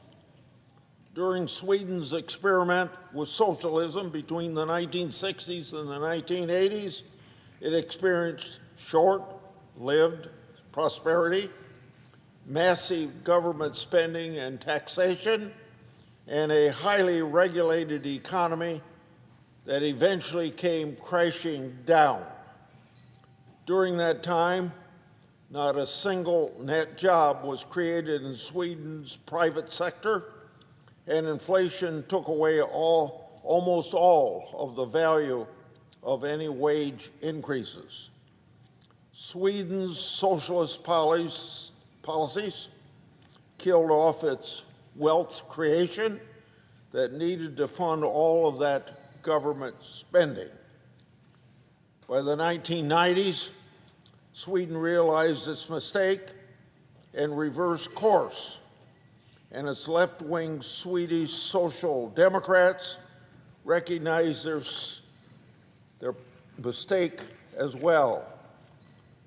According to a White House Council of Economic Advisors report, if the United States had moved towards Nordic country-style policies in the 1970s, by 2018, America's GDP would be at least 19% smaller, coming out to about $11,000 fewer dollars of wealth per person here in the United States. We can learn a lot from Sweden, so we don't go down the dead-end road called socialism. We can also learn a lot from Cuba's experience moving from freedom to socialism. That happened in 1959. Cuba's standard of living over the past 50 years has been destroyed. Again, in 1959, after Fidel Castro came to power, the Cuban government took away private property and established price controls. This led to food shortages, and you can see that on our own television being a problem today in Cuba. Castro's regime even killed political opposition. Decades of socialism meant that by the 2000s, Cuba lacked basic infrastructure and reliable energy. A 2005 report found, quote, instead of blackouts, Cubans jokingly referred to periods when electricity was available as lights in. That energy crisis continues today, and you see it reported on American television. Cuba's story under socialism can be summed up by Margaret Thatcher's words. When she was Prime Minister of Great Britain, she said, quote, "The problem with socialism is that you eventually run out of other people's money," end of quote. Not everyone in Cuba has suffered. Its dictators have taken care of themselves. If Sweden and Cuba aren't enough reasons why socialism has failed as an idea, let's take a look at Venezuela. In 1998, socialist Hugo Chavez became president of Venezuela. At the time, Venezuela was the richest country in South America, and now it is one of the poorest. One of Chavez's first actions was to nationalize the agricultural sector and rob landowners of their property. Food production fell 75% over 2 decades. Chavez went on to nationalize other parts of the economy, including electricity, water, oil, banks, supermarkets, construction, and other parts. He did this all while also expanding the welfare state with money that the country didn't have. Not only is the country poorer, but it's also been ruled by brutal dictators under Chavez and Nicolas Maduro, and riddled with corruption. One analysis about Venezuela's experience with socialism put it this way, quote, "So, what are the results of socialism in Venezuela? Well, we've experienced hyperinflation. We have people eating garbage, schools that do not teach, hospitals that do not heal, long and humiliating lines to buy flour, bread, and basic medicines," end of quote. So, history is very clear. Economic freedom is a ticket to broad prosperity. Today's American socialists espouse more than just economic ruin and fewer freedoms. They want less law and order by abolishing ICE, defunding the police, and emptying out our prisons. Don't take my word for it. Just look at the agenda of some of the recent people who won Democrat primaries in New York City. The Democratic Socialist platform also wants to defund the Department of Defense, get rid of the U.S. Senate, and draft a new constitution. Other countries that tried socialism have failed. Socialist ideas and candidates offer failed ideas. We should not forget what history has taught us.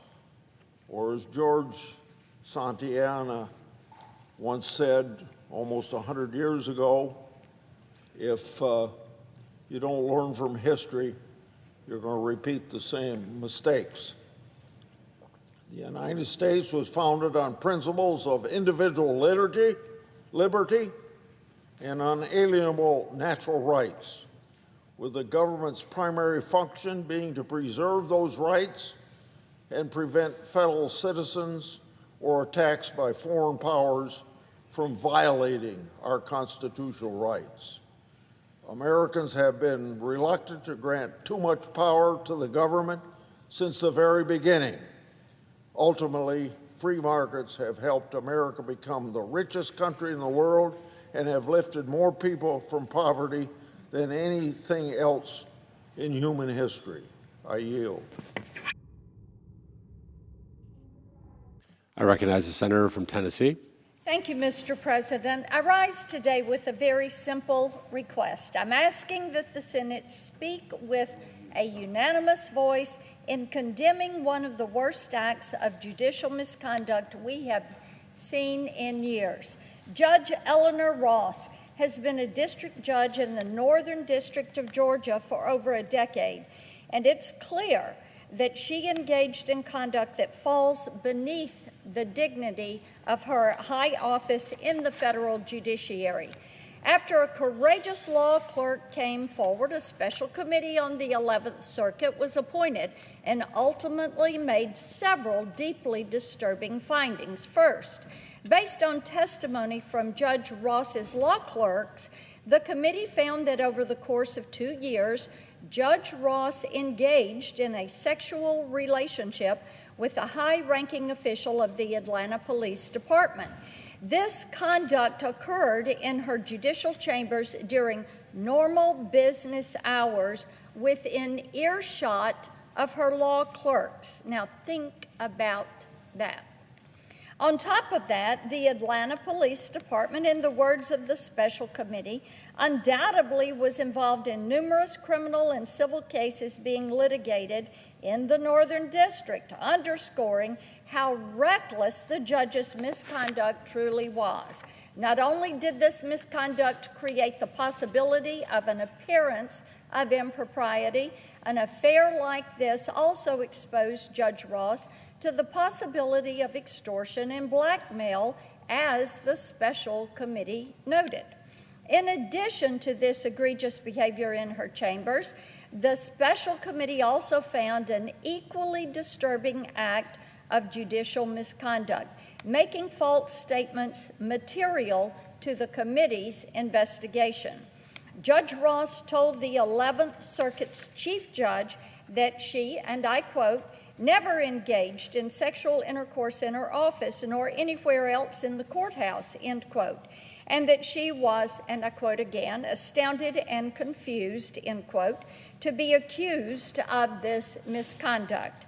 Now, based on the committee's findings, we know that Judge Ross's statements to Chief Judge Pryor were patently false. They were knowingly false. We also know that it took Judge Ross nearly 2 weeks to retract the false statements. By the time she finally backtracked, the special committee had already collected substantial evidence that proved Judge Ross had made false statements.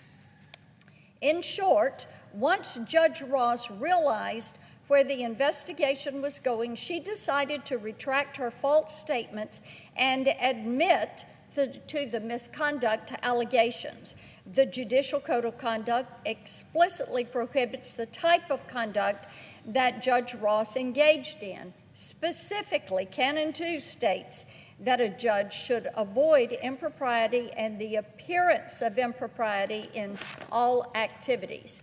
Canon 2A states that a judge should act at all times in a manner that promotes public confidence in the integrity and impartiality of the judiciary. And commentary to Canon 2A states, and I'm quoting, public confidence in the judiciary is eroded by irresponsible or improper conduct by judges, including harassment and other inappropriate workplace behavior.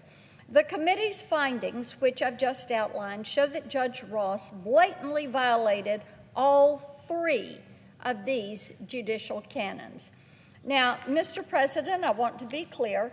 What I have just outlined is all that my resolution is asking that the Senate condemn.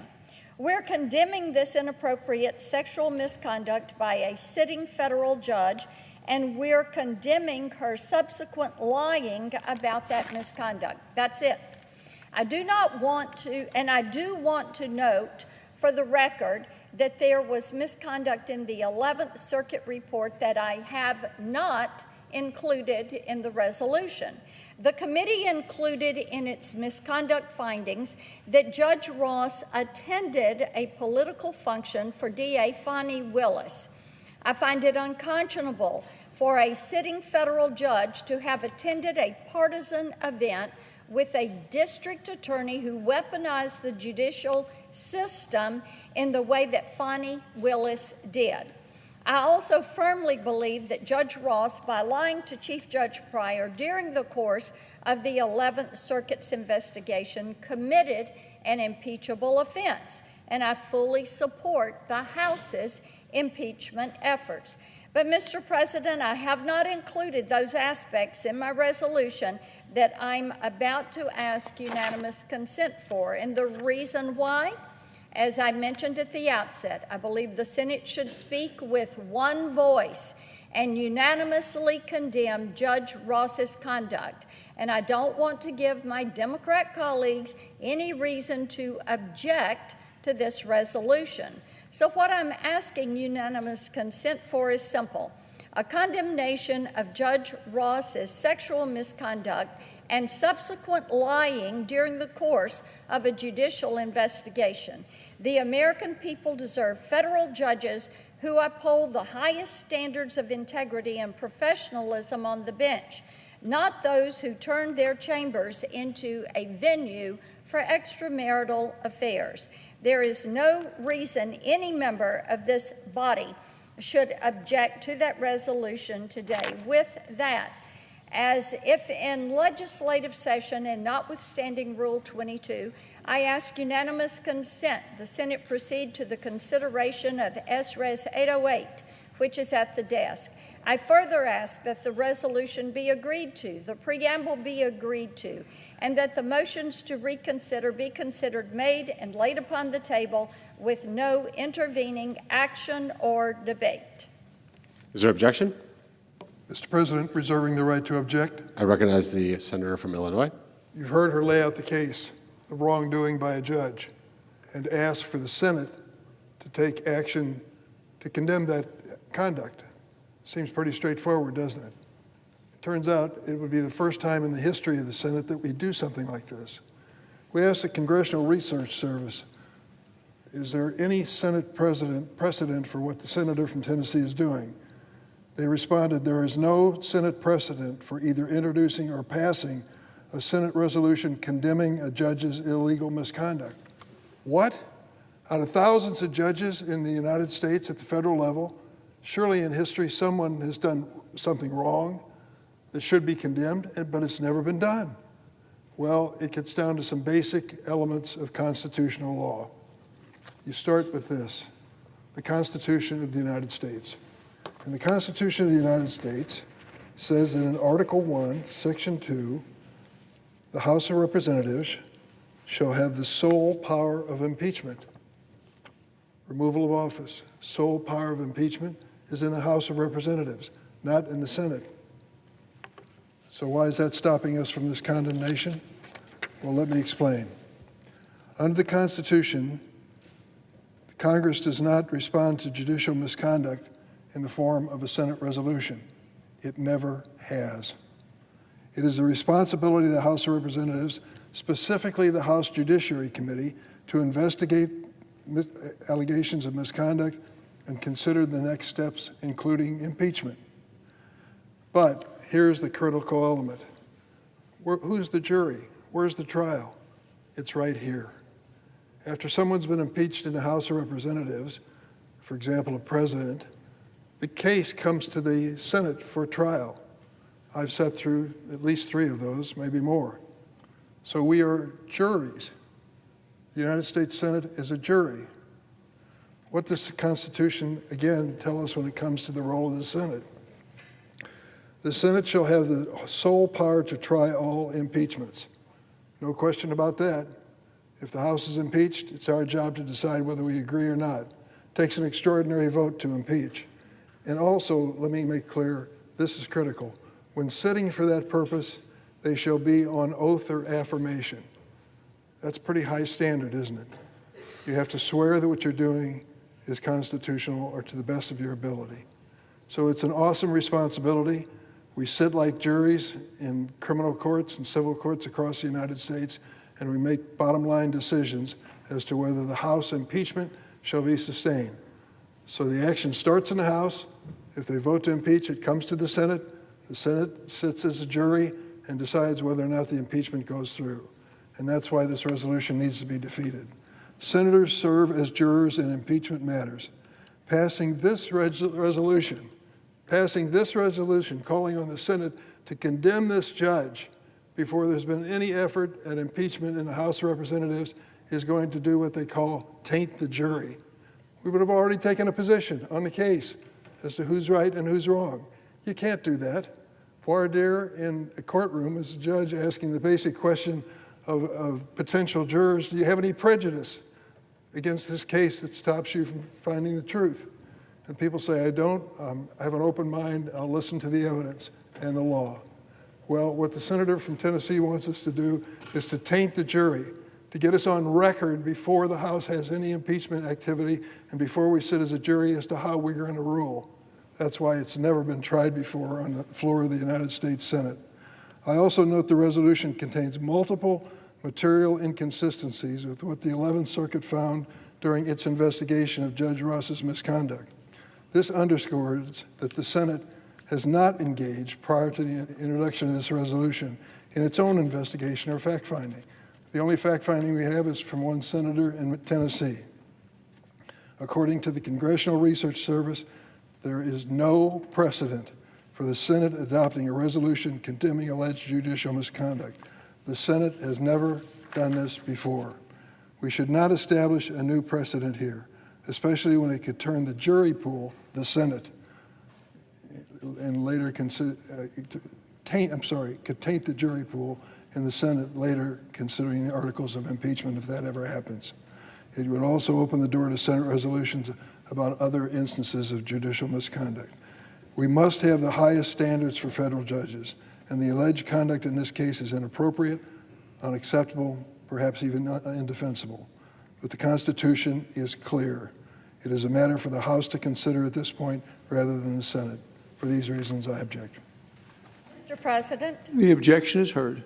The senator from Tennessee. Thank you, Mr. President. I think it's clear what Senator Durbin is doing today.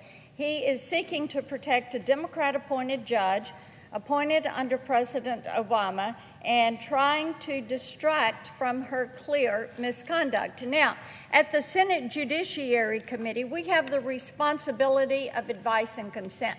We have the responsibility of oversight. And one thing I will note, I think the senator has misunderstood the resolution. It is not an impeachment resolution. It does not call for an impeachment. It explicitly points to the information in the 11th Circuit's Special Committee report and pulls directly from that report what occurred in Judge Ross's chambers, and therefore there needs to be a condemnation of this activity. Passing this would have the Senate speak with a unanimous voice against this activity, and I would have encouraged my colleagues to pass the resolution and to make clear that this conduct falls far beneath the high standards that we should be holding the federal judiciary to every single day. And it is clear the Senate Democrats are not interested in that. Thank you, Mr. President.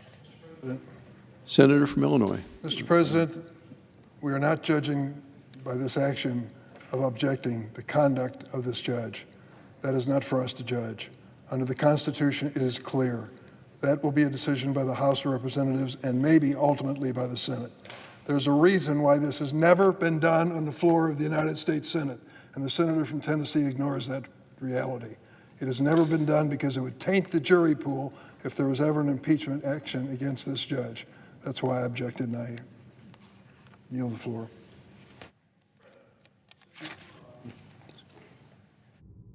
Before I start, let me offer you my best wishes for a very, very happy birthday. I might regale you with singing happy birthday. Order. But I have a terrible singing voice, and so I will spare the Senate the embarrassment of that particular performance. I'm here today because there's a simple fact that climate change is real. Earlier this year, I came to the floor and asked my colleagues to agree on that simple, known scientific fact. Well, they could not. So I returned to the floor several times in hopes that my Republican colleagues could at least agree to some of the simple truths that make up the bigger picture of the reality of climate change. I asked if we could agree that oceans are warming, that sea levels are rising, or that the economic harms of climate change are already beginning to hit and will only get worse going forward. Every time, Republicans objected. I do, however, persist. Today's simple truth is this: climate change portends a cascade of financial market collapses that could destabilize the national and global economies. My question today is, can we all agree on that? Well, here is my evidence. We know that climate change makes many natural disasters more frequent and, or, could be either, more extreme, including hurricanes, floods, and wildfires. the same wildfires that blanketed much of the Midwest, Northeast, and Mid-Atlantic in smoke just last week, resulting in American cities like Chicago, Detroit, New York, and Washington having the worst air quality in the world, worse than cities in India, worse than cities in China. We know that these disasters are expensive. Between 1980 and today, U.S. losses from billion-dollar climate disasters totaled over $3.1 trillion, adjusted for inflation. $3.1 trillion lost to Americans. And of course, that only accounts for the 431 disasters that cost over $1 billion each. There are plenty more harms beyond that $3.1 trillion. The trend is projected to continue. Modelers for Deloitte, the corporate consultancy, project that unchecked climate change could cost the global economy $178 trillion US dollars in the period between 2021 and 2070. The US economy is in here as a $36 trillion hit in net present value across that half-century span.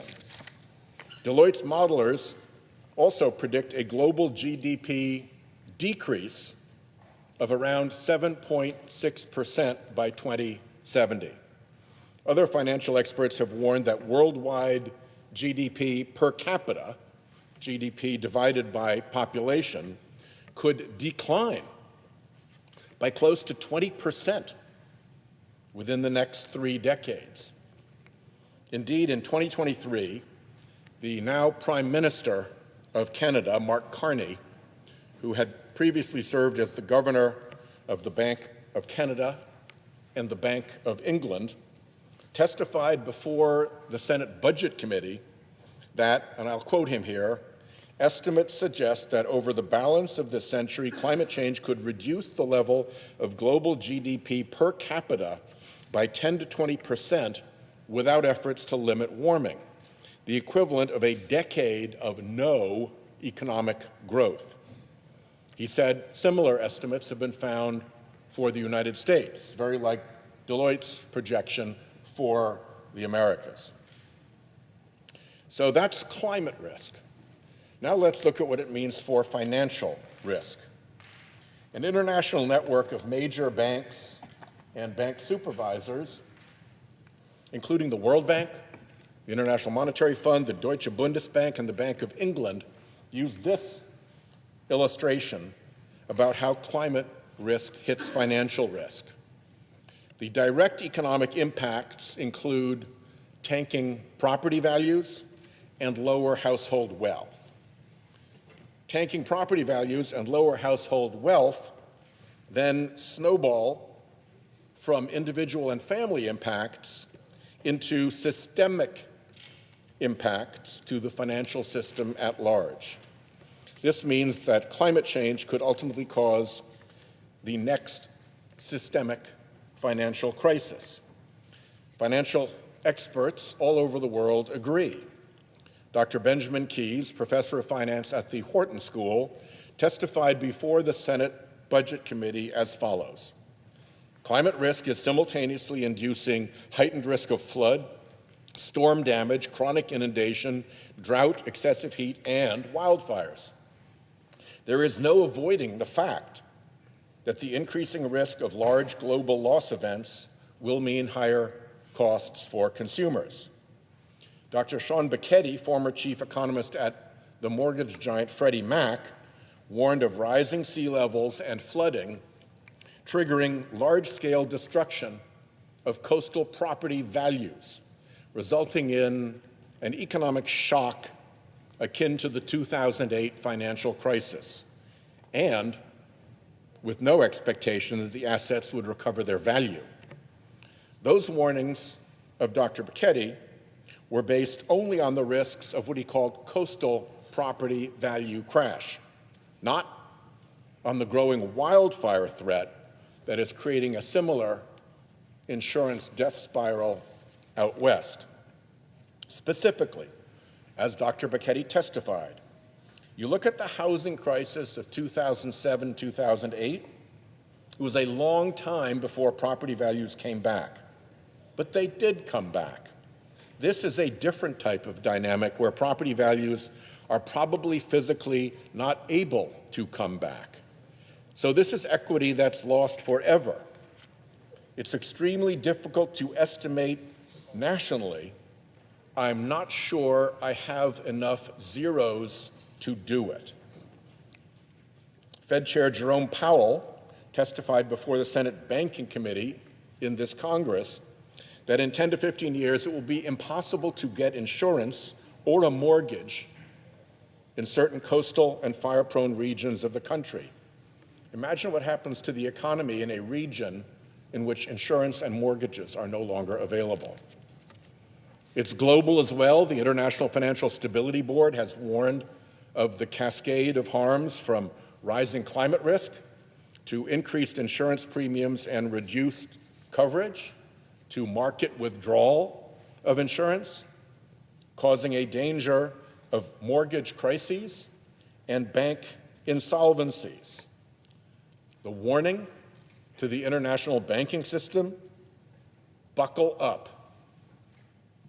The Economist magazine described a possible $25 trillion hit to global real estate markets. That's the kind of thing that is bad for bank solvency and that attracted the attention of the International Financial Stability Board. While these impacts are global, they will hit home. As Dr. Bill Frist, former Republican Senate Majority Leader, testified, climate change is an economic issue. It affects individuals, families, and businesses of all sizes. The fallout from climate change, from increased droughts and flooding to hotter temperatures and rising sea levels, costs the United States billions of dollars every year. Just yesterday, this article, which I ask unanimous consent to append to my remarks, from Alastair Marsh, entitled "Pension Funds Try to Come to Grips with the Scariest Global Warming Scenario" in Bloomberg News, quotes an investment research chief at the $300 billion UK retirement assets corporation Standard Life, a company that's been around for 200 years. Any investors not thinking seriously about such risks by mid-2028 would, quote, really be out of the mainstream. This is a mainstream concern. And closer to home, J.P. Morgan has described the impact of any single climate tipping point, and we are approaching several, any single tipping point being breached as, quote, highly consequential for investors. We are not helpless in the face of these warnings. Financial experts and banks who look at this professionally agree that adjusting to our climate reality by organizing an early and orderly transition to a low-carbon economy will avoid costly shocks to the system when a transition away from fossil fuel-related assets becomes necessary. It's a little bit like landing a plane. If you do it gradually, it's much safer and smoother. If you crash, it can be pretty painful.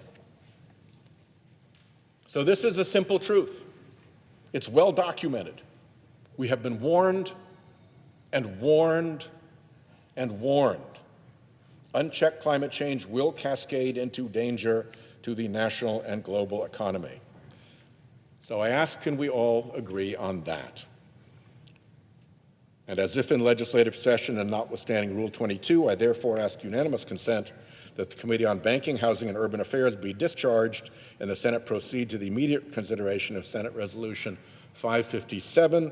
Further, that the resolution be agreed to, the preamble be agreed to, and the motions to reconsider be considered made and laid upon the table.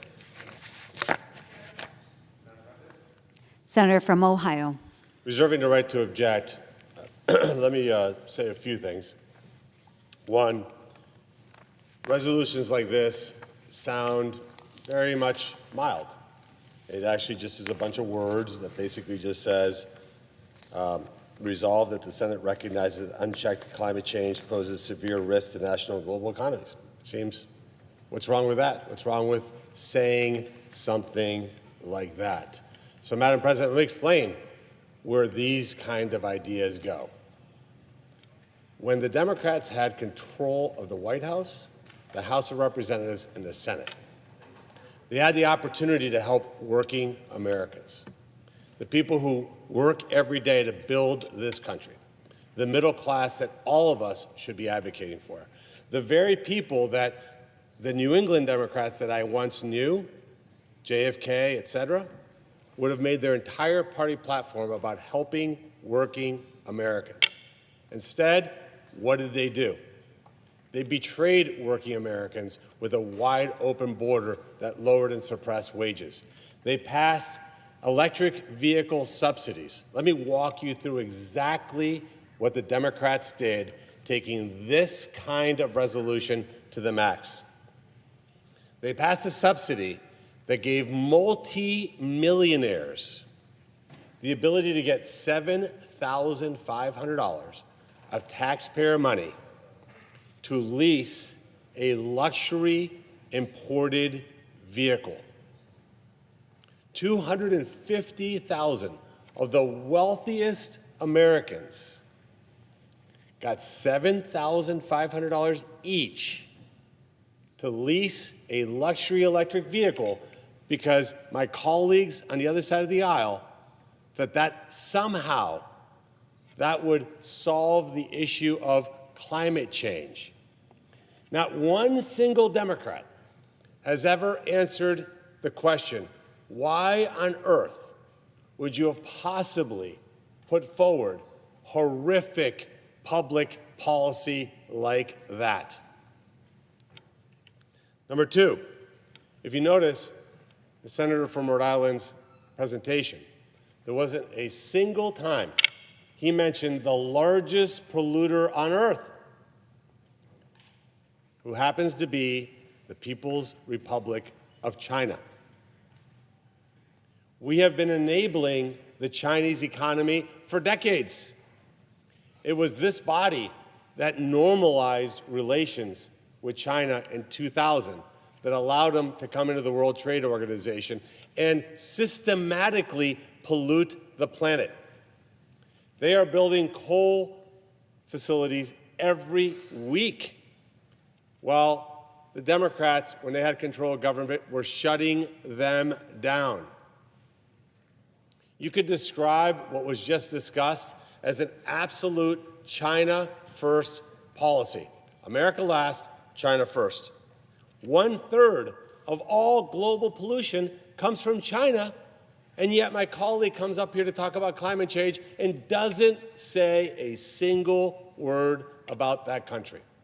In fact, continues to espouse policies that enable the Chinese. For example, the aforementioned electric vehicle subsidies, most of those batteries that were in those electric vehicles came from Chinese battery manufacturers, made with slave wages, slave labor, using power derived from the very carbon emissions that you denounce. You live in a state that derives its electricity from the worst possible carbon footprint. You have electricity that comes over from Canada, propane, delivered on diesel trucks, because you refuse to build a pipeline from my state where we can give you clean natural gas that would reduce carbon emissions. The hypocrisy goes on and on. Then let's talk about recent events. My colleague, I've heard him, because I sit where you sit, Mr. President, periodically, say the same thing many, many times in my 18 months that I've been here.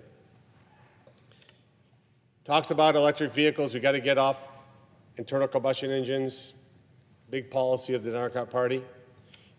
Mr. President, let me give you a little statistic on automobiles. if you took every single car, automobile off of the roads of America, nobody could drive a car for 12 months. That's nuts. I would suggest that's bad public policy, but follow me on that one. No automobiles on American roads for 12 months. The amount of carbon emission that has polluted mostly the Midwest over the last 2 weeks because of mismanagement of Canada's forest is equivalent to an entire year of carbon emissions from automobiles. Yet, my colleague has not once called into question the fact that the Canadians do not allow our firefighters to go into their country to help, that they've mismanaged the way they coordinate these fire responses. They don't have a central entity to control it. No comment on the fact that millions of people in my state have been absolutely poisoned with carbon pollution coming from Canada. But what does he want?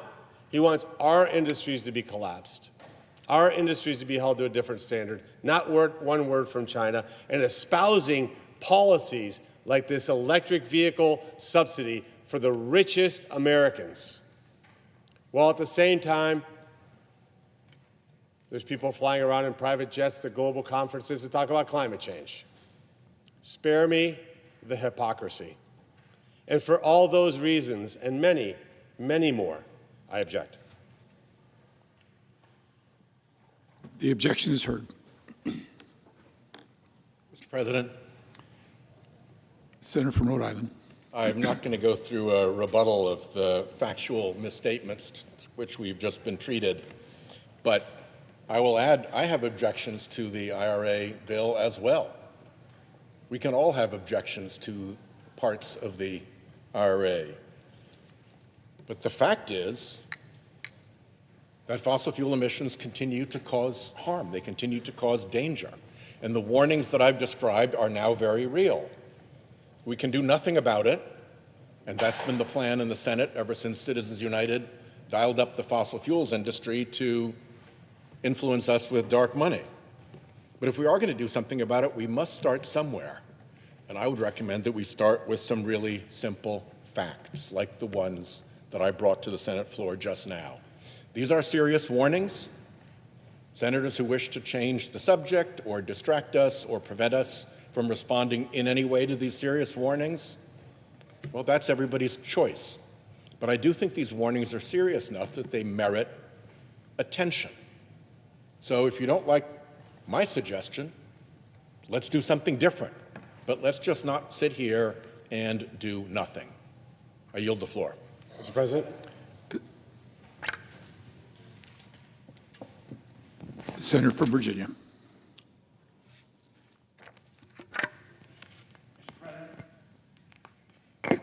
Move off of the vigorous debate between my two friends on a topic that I think actually is of equal importance.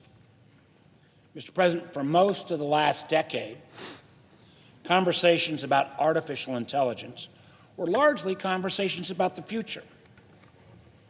But today, they're conversations about the present. AI is already changing how we work, how we learn, how we defend ourselves, how businesses compete, and candidly, how Americans live their daily lives. AI is writing software, discovering drugs, managing supply chains, helping defend our networks. It's already reshaping the economy, the workplace, and our national security. The question is no longer whether artificial intelligence will transform our society. The question is whether Congress will help shape that transformation or spend the next decade scrambling to catch up after the fact. Now, I've spent a lot of time on this issue over the last several years. Before entering public service, I spent my career in technology. I remain convinced that AI has enormous potential to improve lives, accelerate scientific discovery, strengthen our economy, and help America compete. And I share the concern of many Americans that the impacts of this technology on our country, on our culture, could also, if we don't get it right, be catastrophic. Let's start with being honest with each other.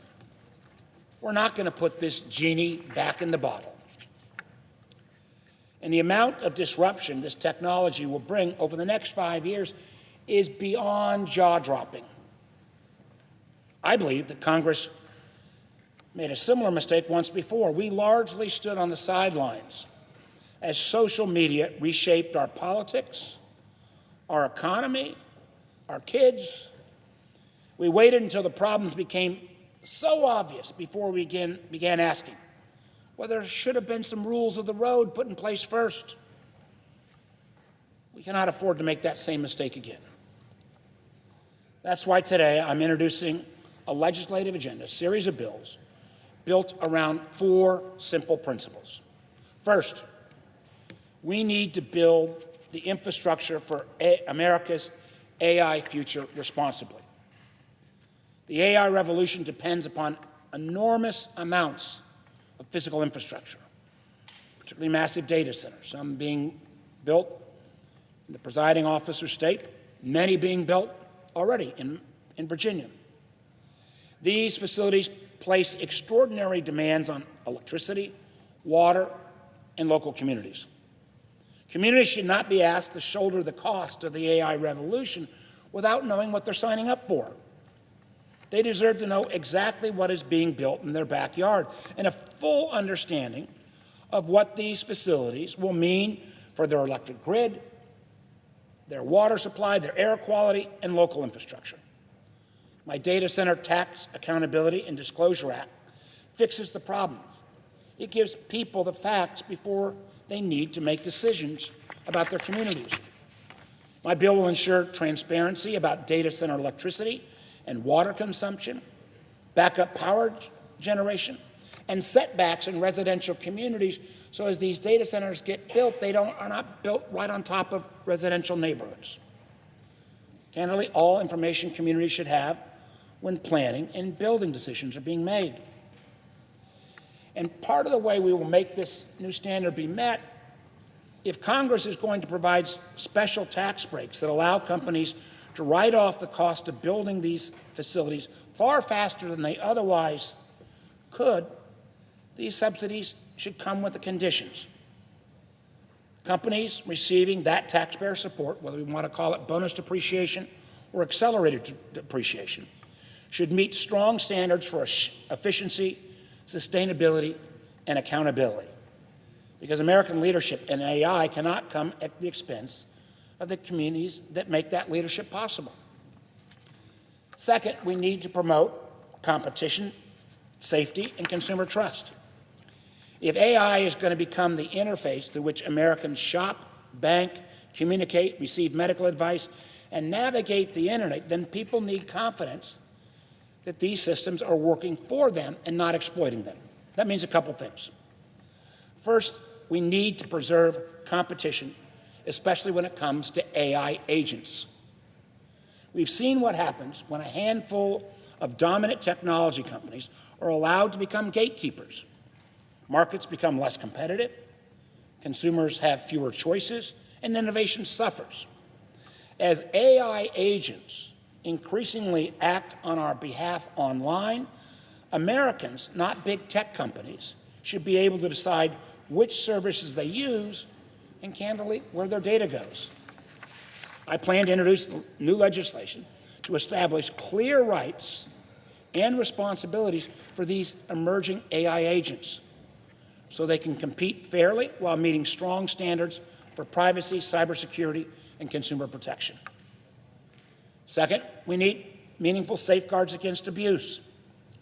AI has extraordinary power and potential to improve lives, but it also makes it a lot easier to generate convincing fraud, exploit children, violate people's privacy, and create harmful content at unprecedented scale. There is absolutely no legitimate use for an AI system capable of generating child sexual abuse material or non-consensual intimate images. No use at all. Companies developing these systems have a responsibility to build effective safeguards onto their products, not after the harm occurs, but before these systems are released. My legislation would establish a process to verify that AI models cannot generate child sexual abuse material or non-consensual intimate images. And how to do that? By preventing the federal government from buying systems that fail those basic safeguards and give survivors a meaningful path to justice when the protections fail. And we've seen some of this already start to emerge in terms of chatbots. If you think social media wreaks havoc with your teenagers, think about a chatbot that might, consciously or unconsciously, encourage your child to do self-harm. As AI-generated content becomes increasingly sophisticated, we also have to protect our financial markets and our democratic institutions from fraud, deception, and manipulation, which is why in the upcoming weeks I will reintroduce my bipartisan legislation to require financial regulators to address the uses of AI-generated content that could disrupt financial markets, and it's coming. If the United States wants to lead the world in AI, we can't simply build the best models. We need to build the most trusted ones. History shows that transformative technologies succeed not only because they're powerful, but because people have confidence in using them. Congress has a responsibility to help create this confidence by ensuring that there are clear rules of the road before problems arise. Third, we need to prepare America's workforce for the economy AI will generate. This may ultimately become the defining economic challenge of our time. It's also why Senator Rounds and I introduced bipartisan legislation, creating an Economy of the Future Commission to help our country develop a long-term strategy for artificial intelligence and other transformative technologies. These changes won't happen overnight, and they won't be confined to one industry. We need a national strategy equal to the scale of the challenge. Because while there is every reason to believe that artificial intelligence will actually create new industries and new jobs over the long run, history tells us that technological revolutions rarely unfold smoothly. This transition can be enormously disruptive. Workers whose skills are no longer in demand don't experience the benefits of productivity gains quickly. They experience uncertainty, they experience layoffs, they experience the challenge of building a new career while supporting a family. And some of the workers most exposed to this disruption may actually not be the ones traditionally exposed, as we thought about the internet in terms of low-skilled jobs in rural communities. Today, unemployment amongst recent college graduates has risen to levels that should concern us all. Matter of fact, I will bet that we'll hit 30% recent college graduate unemployment in the next 2 years. I hope I'm wrong. But if I'm not wrong, we're in a heap of trouble. Many of the occupations most vulnerable to generative AI are the very white-collar, entry-level jobs that have long served as the first rung on a career ladder. Jobs in business, finance, marketing, software development, customer support, and other knowledge positions. If those entry-level opportunities become disappearing faster than the new ones are created, we risk leaving an entire generation of young Americans struggling to gain a foothold in the workforce. We cannot simply assume that the market will sort it out in its own in a short enough time. That's why today I'm proposing a national workforce transition fund to help workers navigate this period of technological change. This fund would support worker retraining, portable training accounts, employer redeployment programs, tuition assistance for high-demand careers. Frankly, if we could get half the folks in college that are majoring in business to switch to healthcare fields, that would be a step in the right direction. And also add innovative approaches to help workers adapt to this AI economy. I'm also introducing legislation to strengthen America's pipeline of homegrown STEM talent by helping universities create accelerated pathways into doctoral programs in critical technologies like AI, cybersecurity, semiconductors, and quantum. Earlier this year, I introduced Investing in the American Workers Act because we need to rethink our incentives in our tax code. Today, our tax code makes it a heck of a lot easier for companies to invest in machines than in people. That doesn't make sense in an AI economy. If businesses benefit from productivity gains AI create, they should also have a strong incentive to invest in workers who make these gains possible. Our goal here is not to stop technological progress. The goal is to make sure every American person has an opportunity to gain from this. Let me come to my final point, and I realize we're approaching the vote, but I was supposed to start 30 minutes ago. Finally, I want to talk about artificial intelligence through the lens of national security. For my years on the Senate Intelligence Committee as chair and vice chair, I believe AI, again, is one of the most consequential strategic technologies our country will confront in the coming decade. AI is rapidly becoming foundational to intelligence collection, cybersecurity, military planning, scientific research, and again, America's long-term competition with China. It will help analysts process information at a scale that no human workforce ever could. It will strengthen our ability to deter cyber intrusions, identify emerging threats, and support our military. Properly developed and secured AI can become one of America's greatest strategic advantages. But we would be naive to believe our adversaries aren't racing towards the same goal.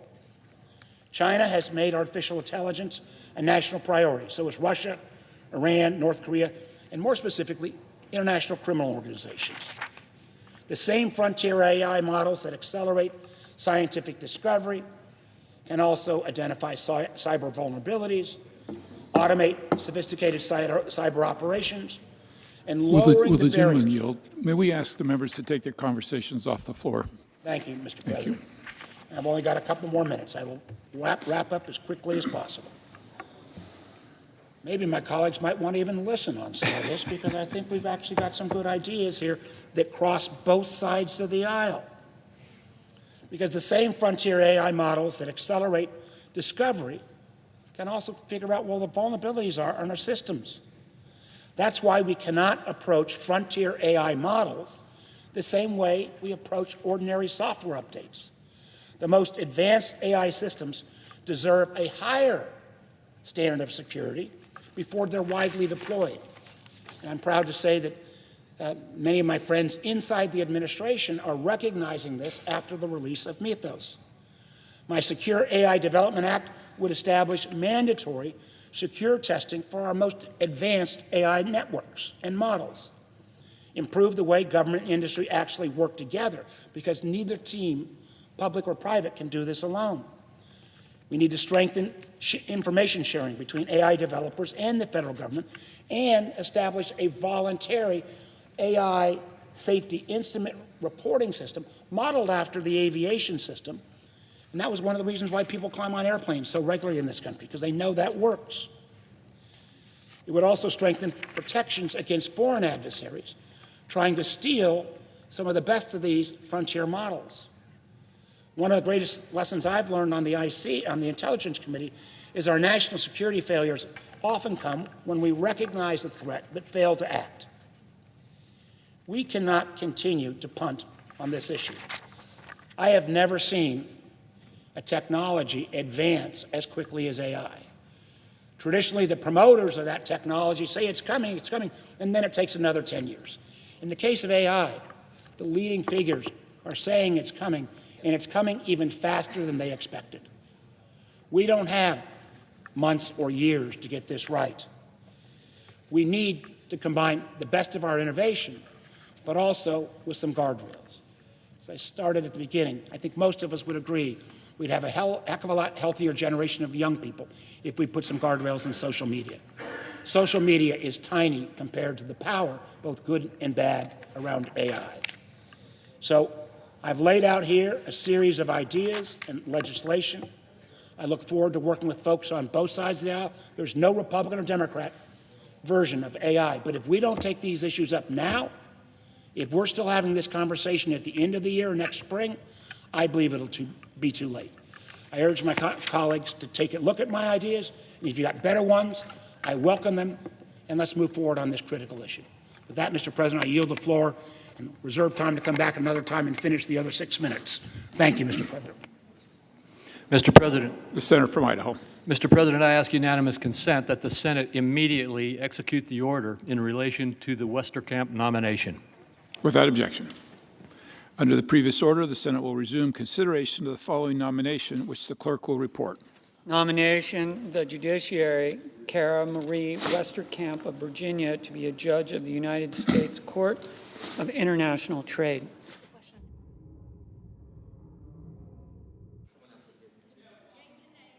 Is there a sufficient second? There appears to be. The clerk will call the roll. Ms. Also Brooks, Mr. Armstrong, Ms. Baldwin, Mr. Banks, Mr. Barrasso, Mr. Bennett, Mrs. Blackburn.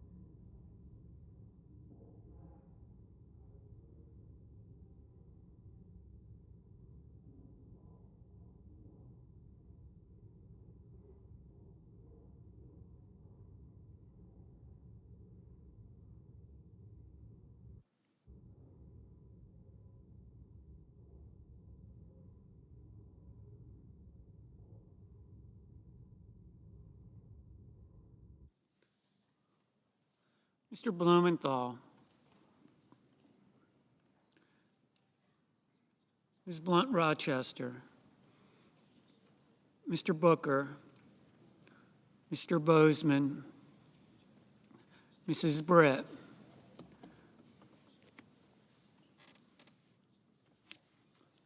Mr. Budd,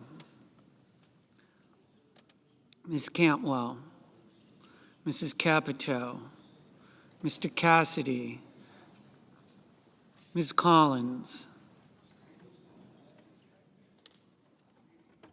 Mr. Coons, Mr. Cornyn,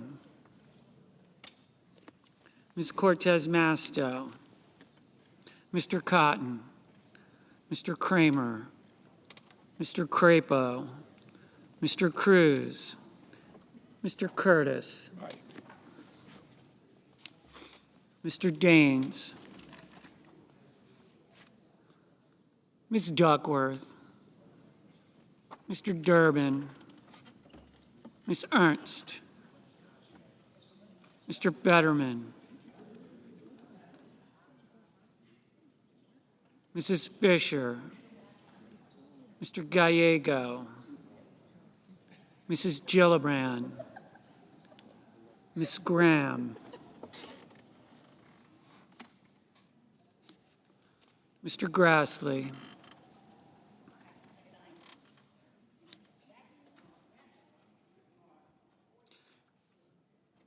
Mr. Haggerty,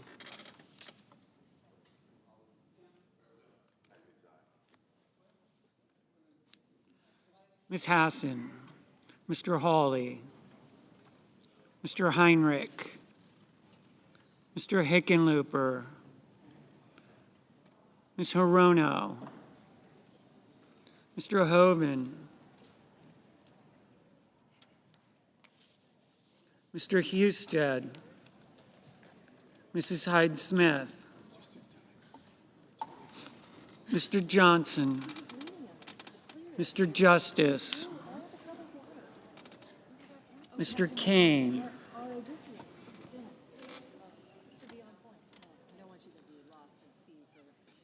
Mr. Kelly, Mr. Kennedy, Mr. Kim.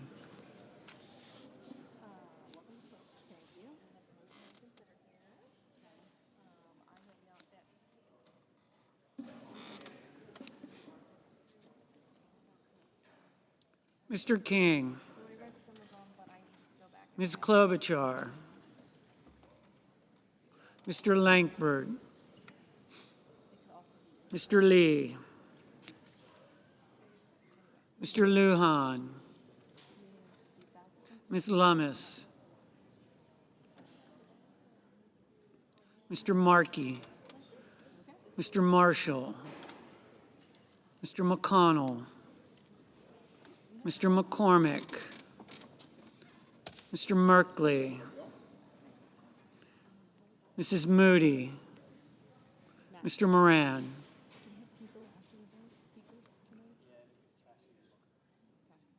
Mr. Moreno. Ms. Murkowski. Mr. Murphy. Mrs. Murray. Mr. Ossoff. Mr. Padilla. Mr. Paul. Mr. Peters. Mr. Reed. Mr. Ricketts. Mr. Risch.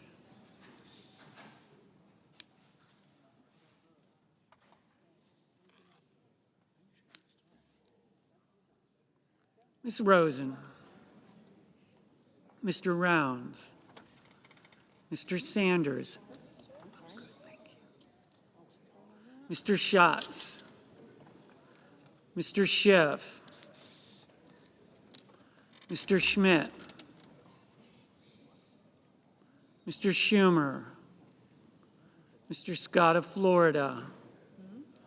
Mr. Scott of South Carolina. Mrs. Shaheen. Mr. Sheehy. Ms. Slotkin. Ms. Smith. Mr. Sullivan. Mr. Thune. Mr. Tillis. Mr. Tuberville. Mr. Van Hollen. Mr. Warner. Mr. Warnock. Ms. Warren.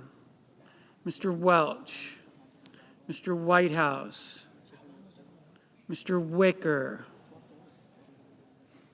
Mr. Wyden. Mr. Young.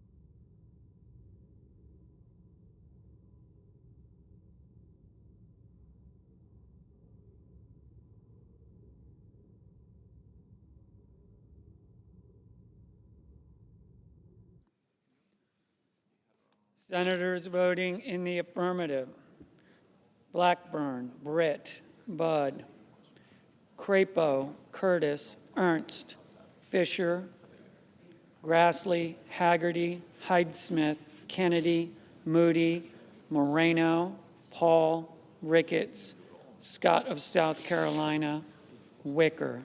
Senators voting in the negative: Also Brooks, Cantwell, Duckworth, Gallego, Hassan, Heinrich, Hickenlooper, King, Peters, Reed, Rosen, Shaheen, Slotkin, Warner.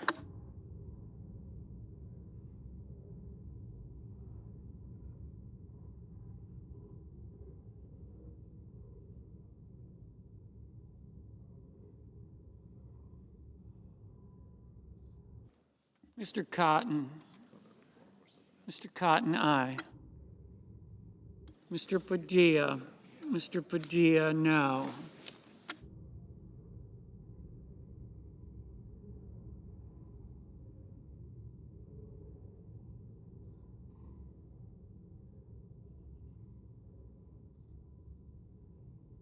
Mr. Hoven, aye.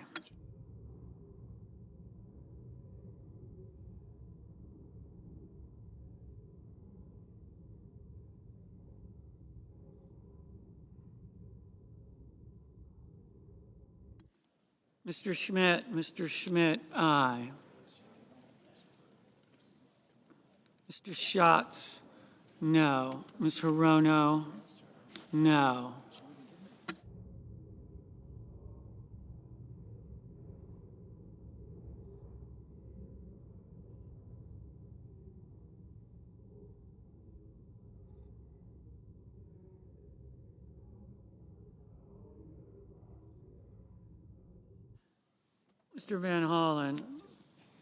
Mr. Van Hollen, no.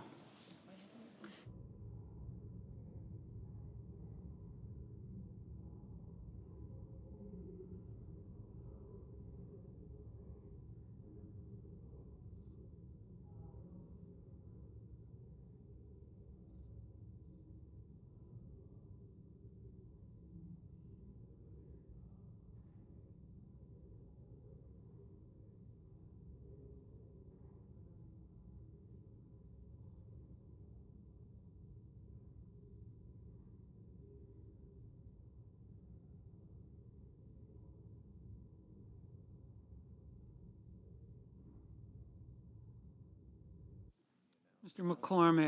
McCormick, aye.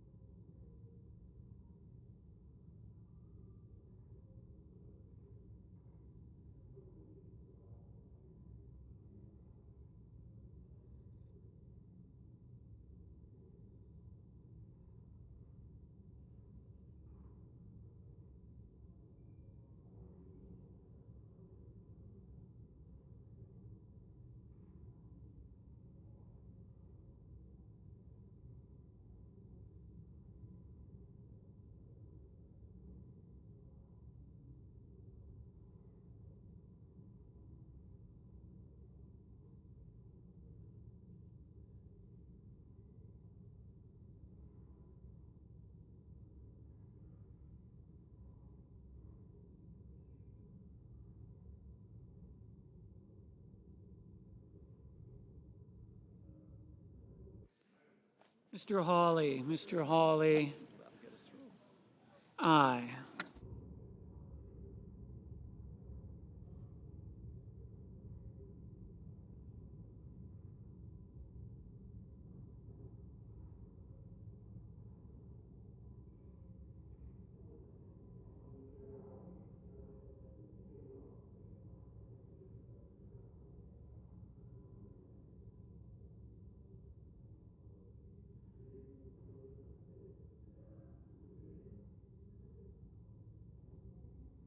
Mr.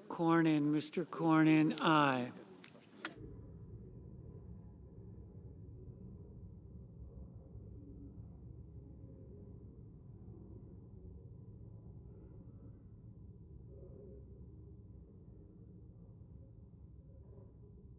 Mr. Schiff, no.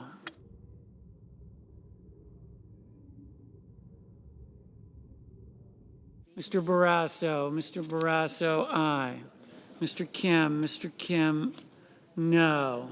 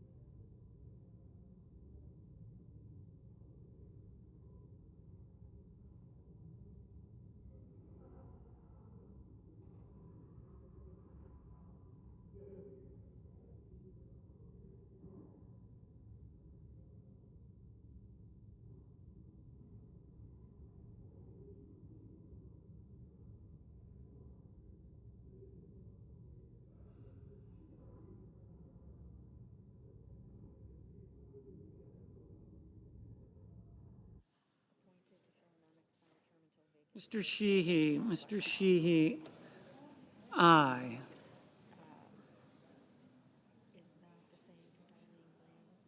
Ms. Klobuchar, no.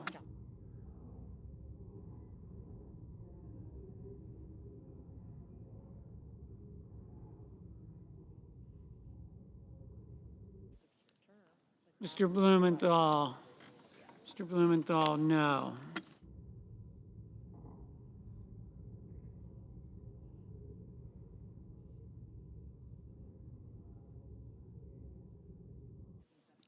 Ms. Cortez Masto, no.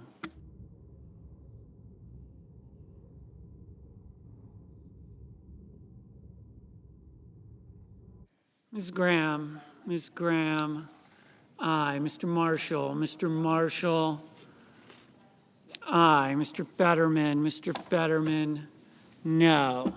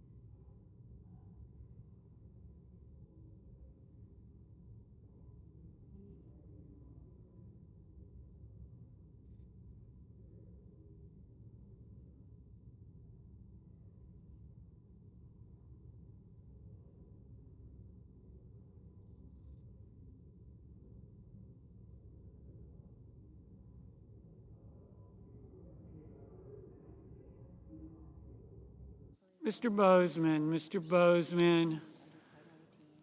aye. Ms. Warren, no.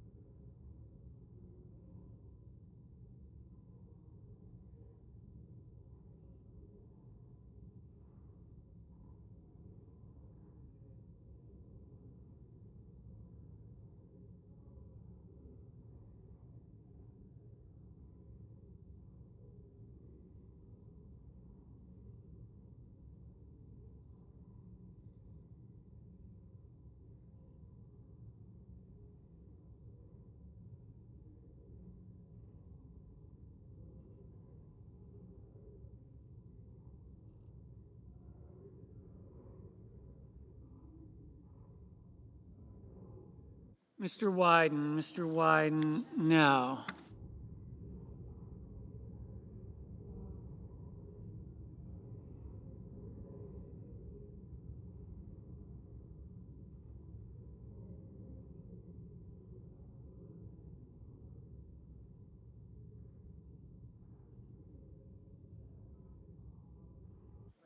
Mr. Merkley, no.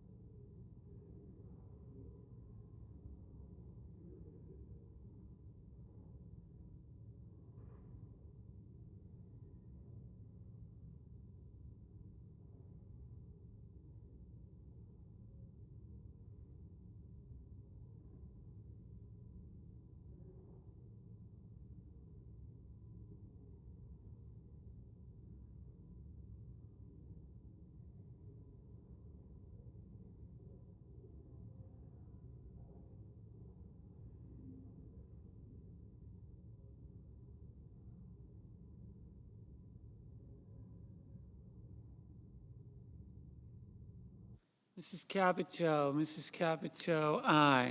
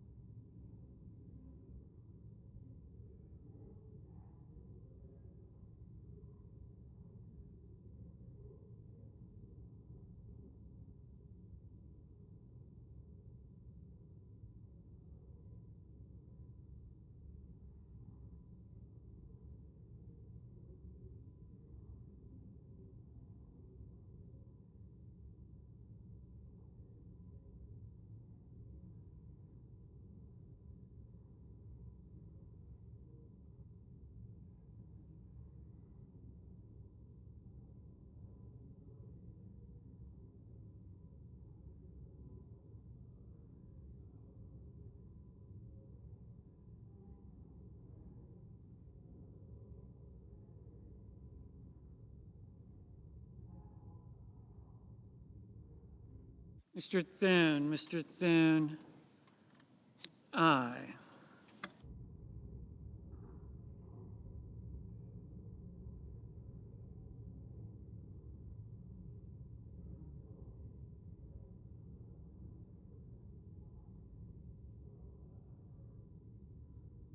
Mr. Kelly, no.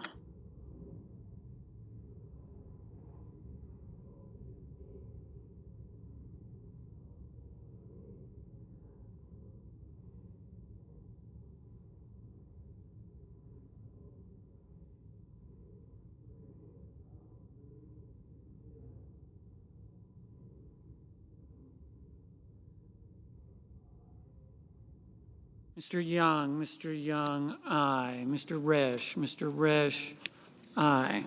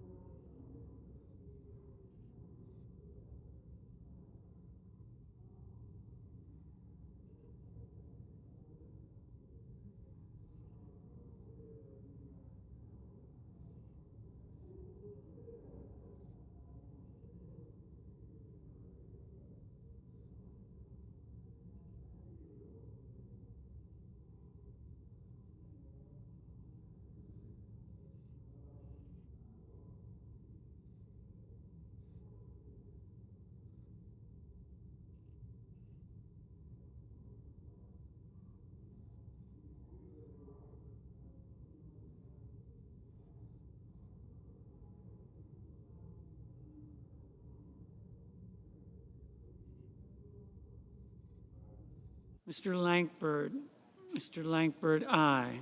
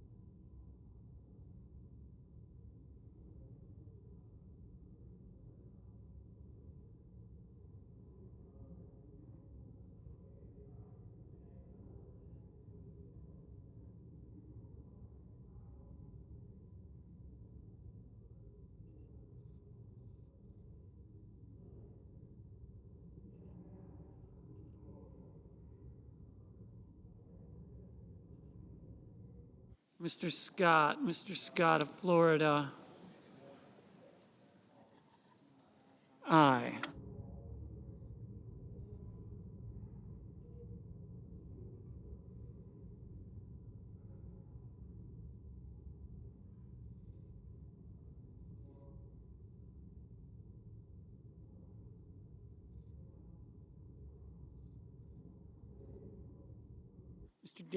Mr. Daines, aye.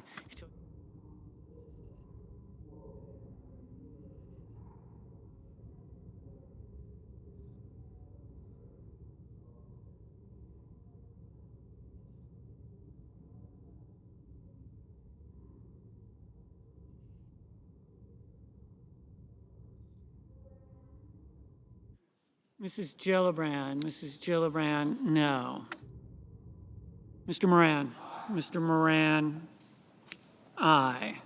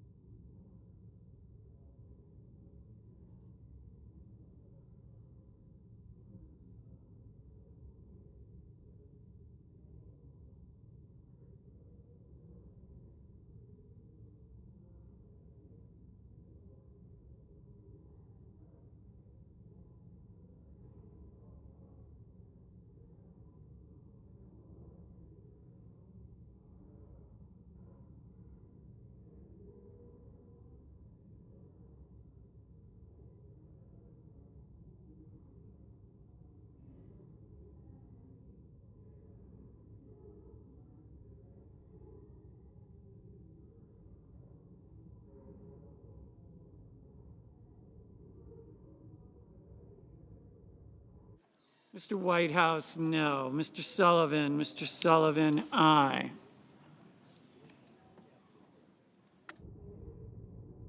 Mr. Cruz,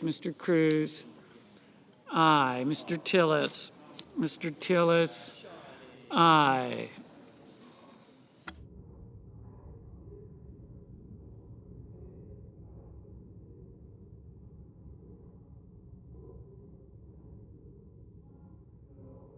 Mr.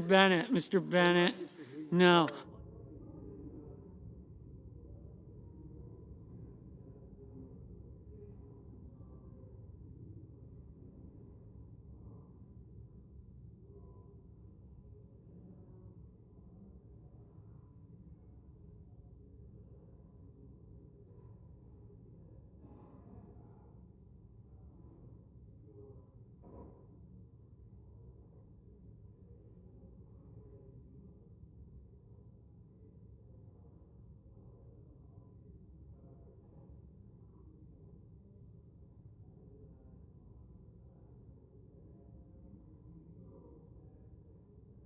Mr. Rounds, aye.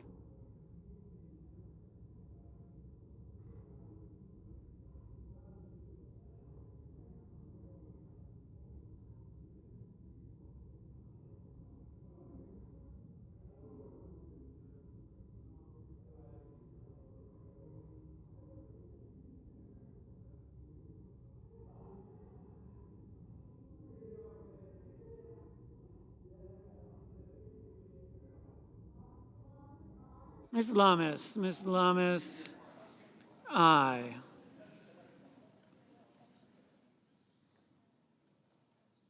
Mr. Husted, aye.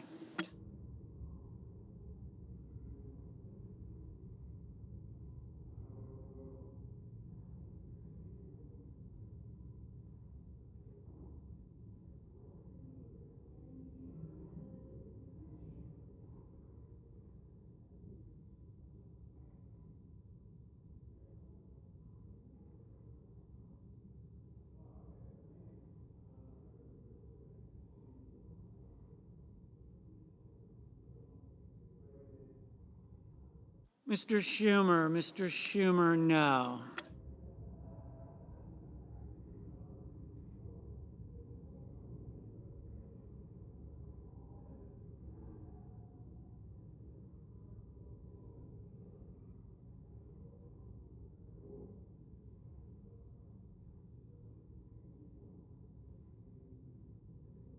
Mr. Murphy, no.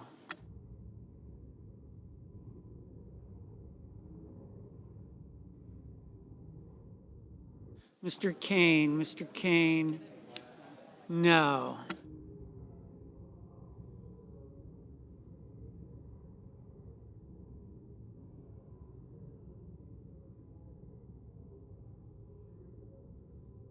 Mr.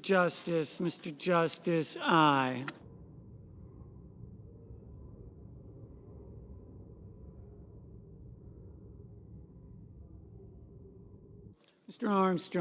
Mr. Armstrong, aye.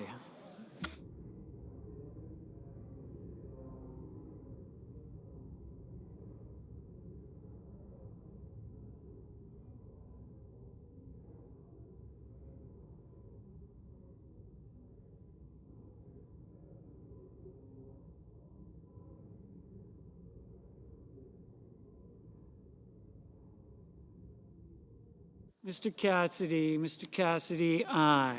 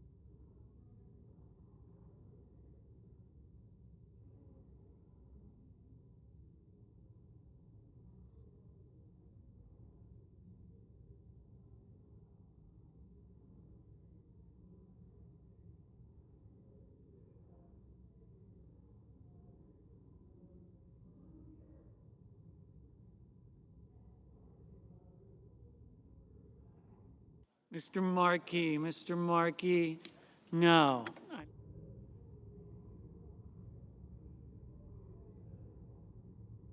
Ms. Baldwin, no. Mr. Warnock, no. Mr. Welch, no. Mr. Sanders, no.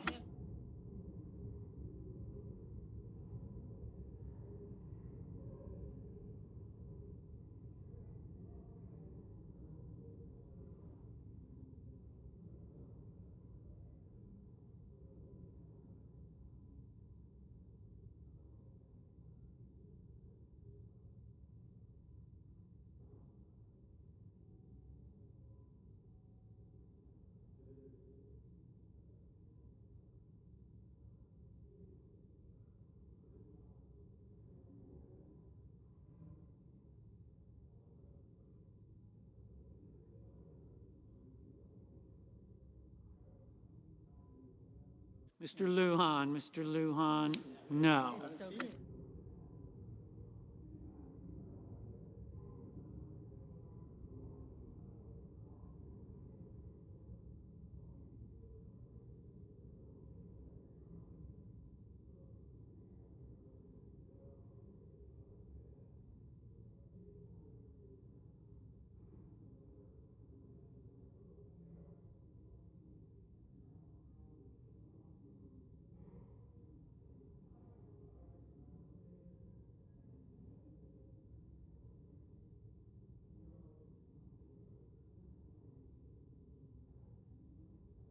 Mr.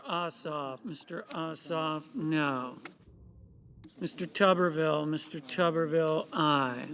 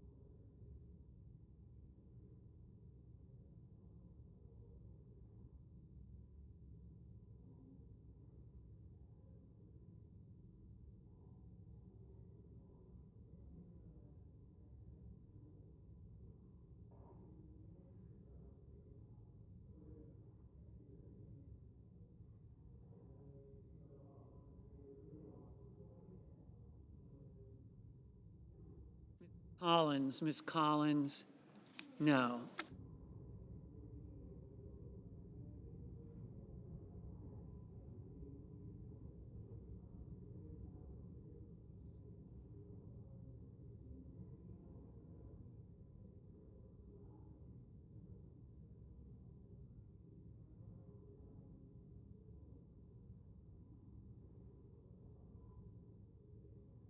Mr. Coons, no. Mrs. Murray, no.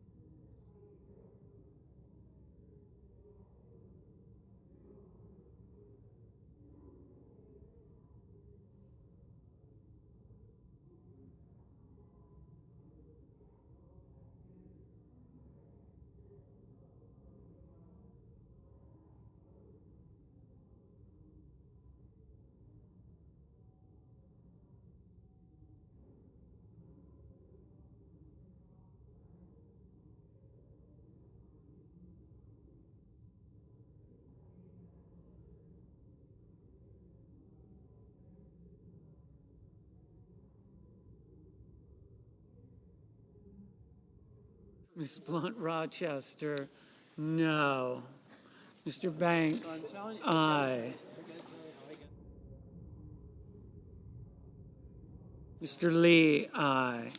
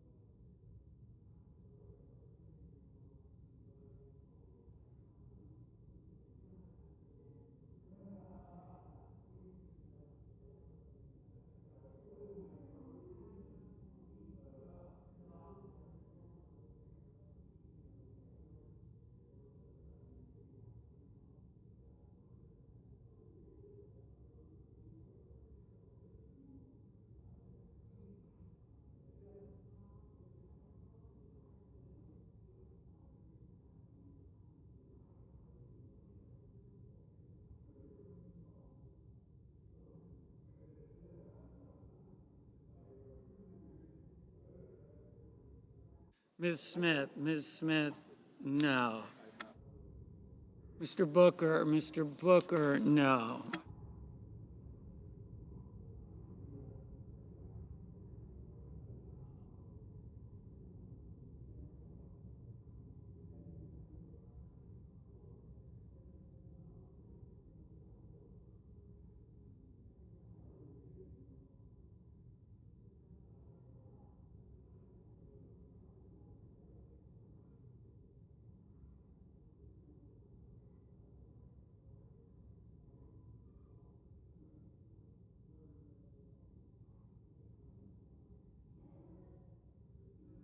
Mr. Johnson, aye.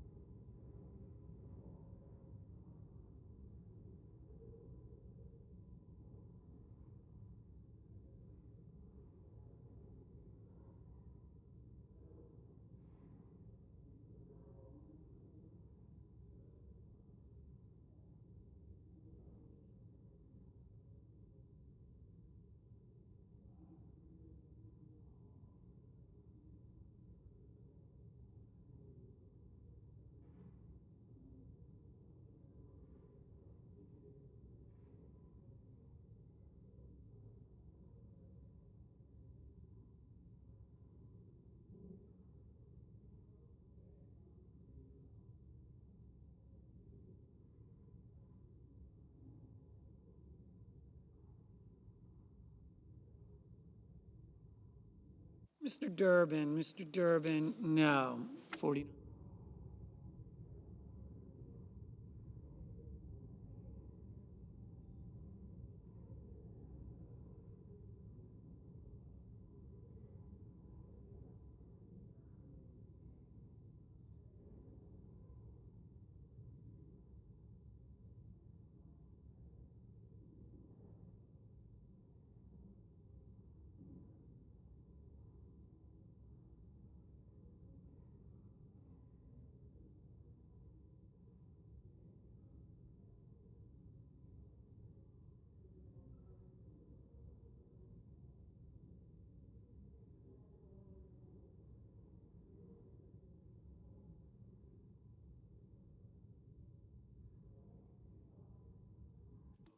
Ms. Murkowski, aye.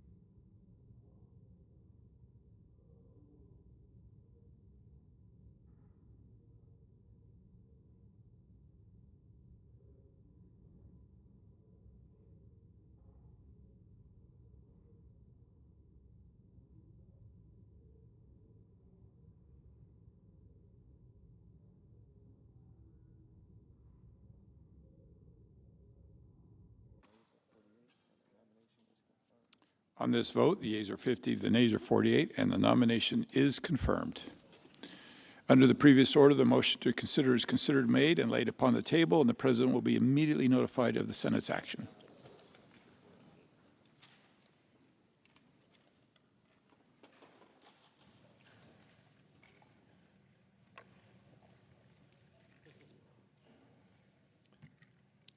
Mr. President, The Senator from Louisiana. I ask unanimous consent for the following interns in my office to be granted floor privileges until July 22nd, 2026. Mark Chappelle and Maggie Ralston. Without objection. I'm glad you're not objecting because they have my speech and currently I don't have it. You got a speech for me?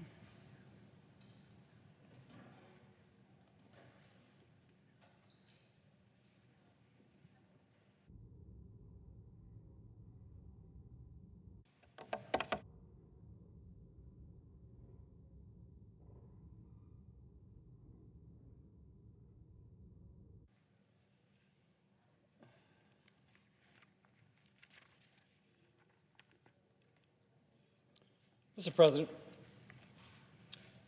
Scripture says that greater love has no one than this, to lay down one's life for one's friends.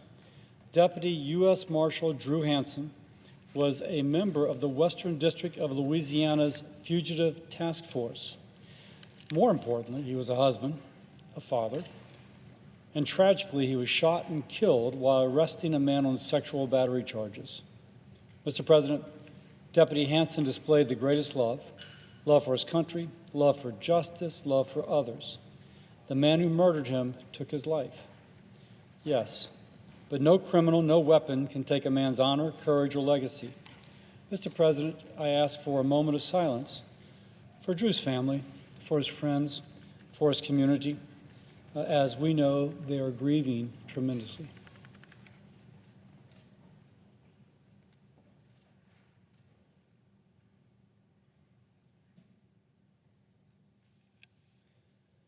And with that, Mr. President, I ask that this next portion be entered into the record separately. Without objection.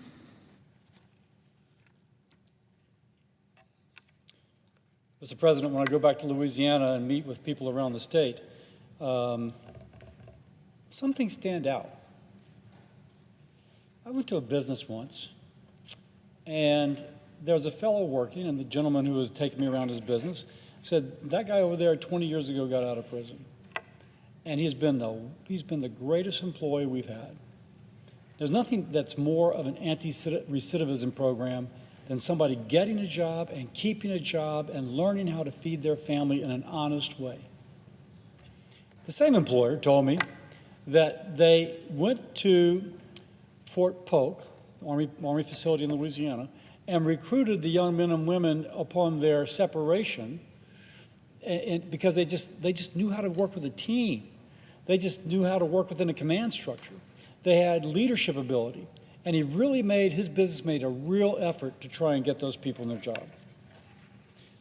Now, those are happy stories of people getting out of jail, getting out of the service. It could be a trailing spouse who otherwise might have a problem finding a job, but in this man's employment, they got a great job. Now, in other cases, we hear of veterans having a difficult time being placed. We find that those people coming out of prison have a difficult time. Those people come off of welfare have a difficult time getting a job. And if you're coming off of welfare and you have a difficult time getting a job, you're more likely to go back on welfare. If you are the trailing spouse and every 6 months you've moved, and then your husband or your wife then gets laid off, separates from the military, the trailing spouse has a difficult time because you look at the work record, she or he has been moving every 6 months. It's difficult for that employer to take a leap on someone with that kind of record. All these people can benefit from the Improve and Enhance the Work Opportunity Tax Credit Act, which we call WOTC. WOTC is a bill that makes it easier to get a job if you're someone who, for one reason or another, might have a difficult time doing so. So we've mentioned the spouse of someone in the military. Again, they've had to relocate so often that their work history looks like they can't keep a job. But WOTC would give an employer a federal tax credit if they hire that military spouse, benefiting the employee, the employer, and rewarding that spouse who sacrificed just as much as the service member. And so instead of making service a barrier to employment, WOTC rewards it by providing the military spouse the opportunity to build a stable, rewarding career. And in our country, that's how we should treat those who've served our country in the military. Now, there are others whose circumstances prevent them from getting a good job. The mom who took off to raise children and is now getting back into the workforce. The lower income family coming off of welfare. WOTC provides an incentive, a little bit of a buffer, a little bit of a credit in terms of when you hire that person. If there's an extra expense, if there's a little bit more turnover in that group of patients, group of people whom you hire, the WOTC would, that tax credit, work opportunity tax credit, would benefit the company. Now, I truly believe, my observation in life, that one of the most meaningful ways to strengthen a person's future, to support their family, and to uplift their community is by taking the skills that you know you have and finding a job in which you can meaningfully use those skills. And a job in which you're happy to go to work and you're happy to come home, and yeah, you love your vacation, you love your weekend, but you're proud to have that job. That's why in the Working Families Tax Cuts Bill, if you've received SNAP benefits and you're able-bodied and you can work, then you should. But WOTC helps those who've been out of the workforce rejoin the workforce, and it supports the businesses along the way. When somebody gets a good job, they get more than an income. They find stability. They become independent. They have self-respect. They have a tool with which to achieve the American dream. And that's why I think we must reauthorize WOTC, which expired last December. People in my state and across the country support this bill and have contacted my office asking that Congress reinstates it. So, that military spouse or the service member newly separated from the service, the working mom, the low-income family, the person being separated from jail, all these have the opportunity to work hard, contribute to society, to rejoin society's workforce, and succeed despite the challenges they might face. This is good for the American, this is good for business, this is good for society. Now, I wake up every day, Mr. President, and I think what can I do to make life better for the people of my state and my country? The Improve and Enhance the Work Opportunity Tax Credit Act creates jobs, expands opportunity, and makes life better for those who might otherwise have to struggle the most to have a better life. As we approach a new reconciliation bill, work on funding the government, other legislative vehicles, we should consider including WOTC as we extend it not just to those who traditionally have benefited, but also to military spouses. Let's get this done for their sake, for our sake. With that, I yield the floor.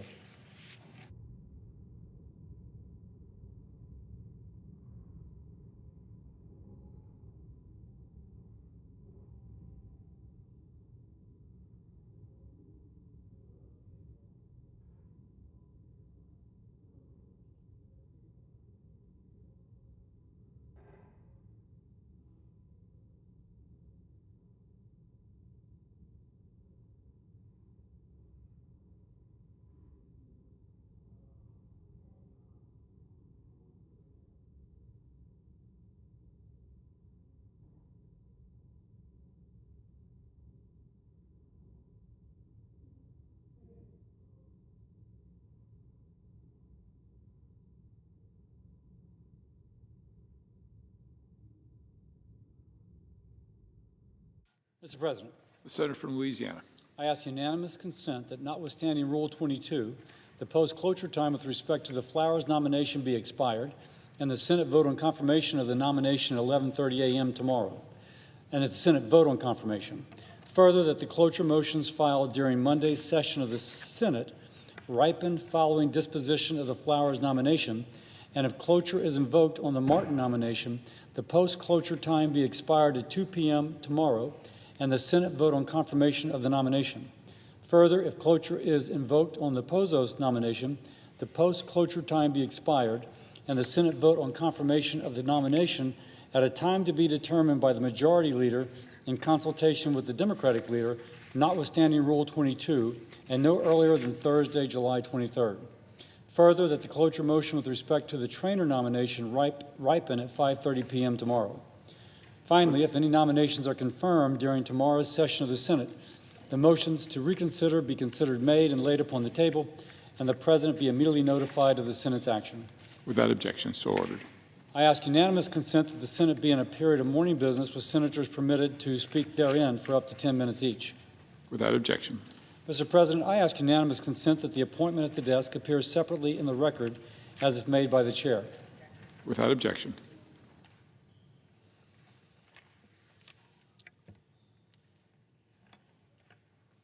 As regards calendar number 44, S-1041, the Affordable Prescriptions for Patients Act, I ask unanimous consent that the Senate proceed to the immediate consideration of calendar number 44, Senate S-1041. The clerk will report.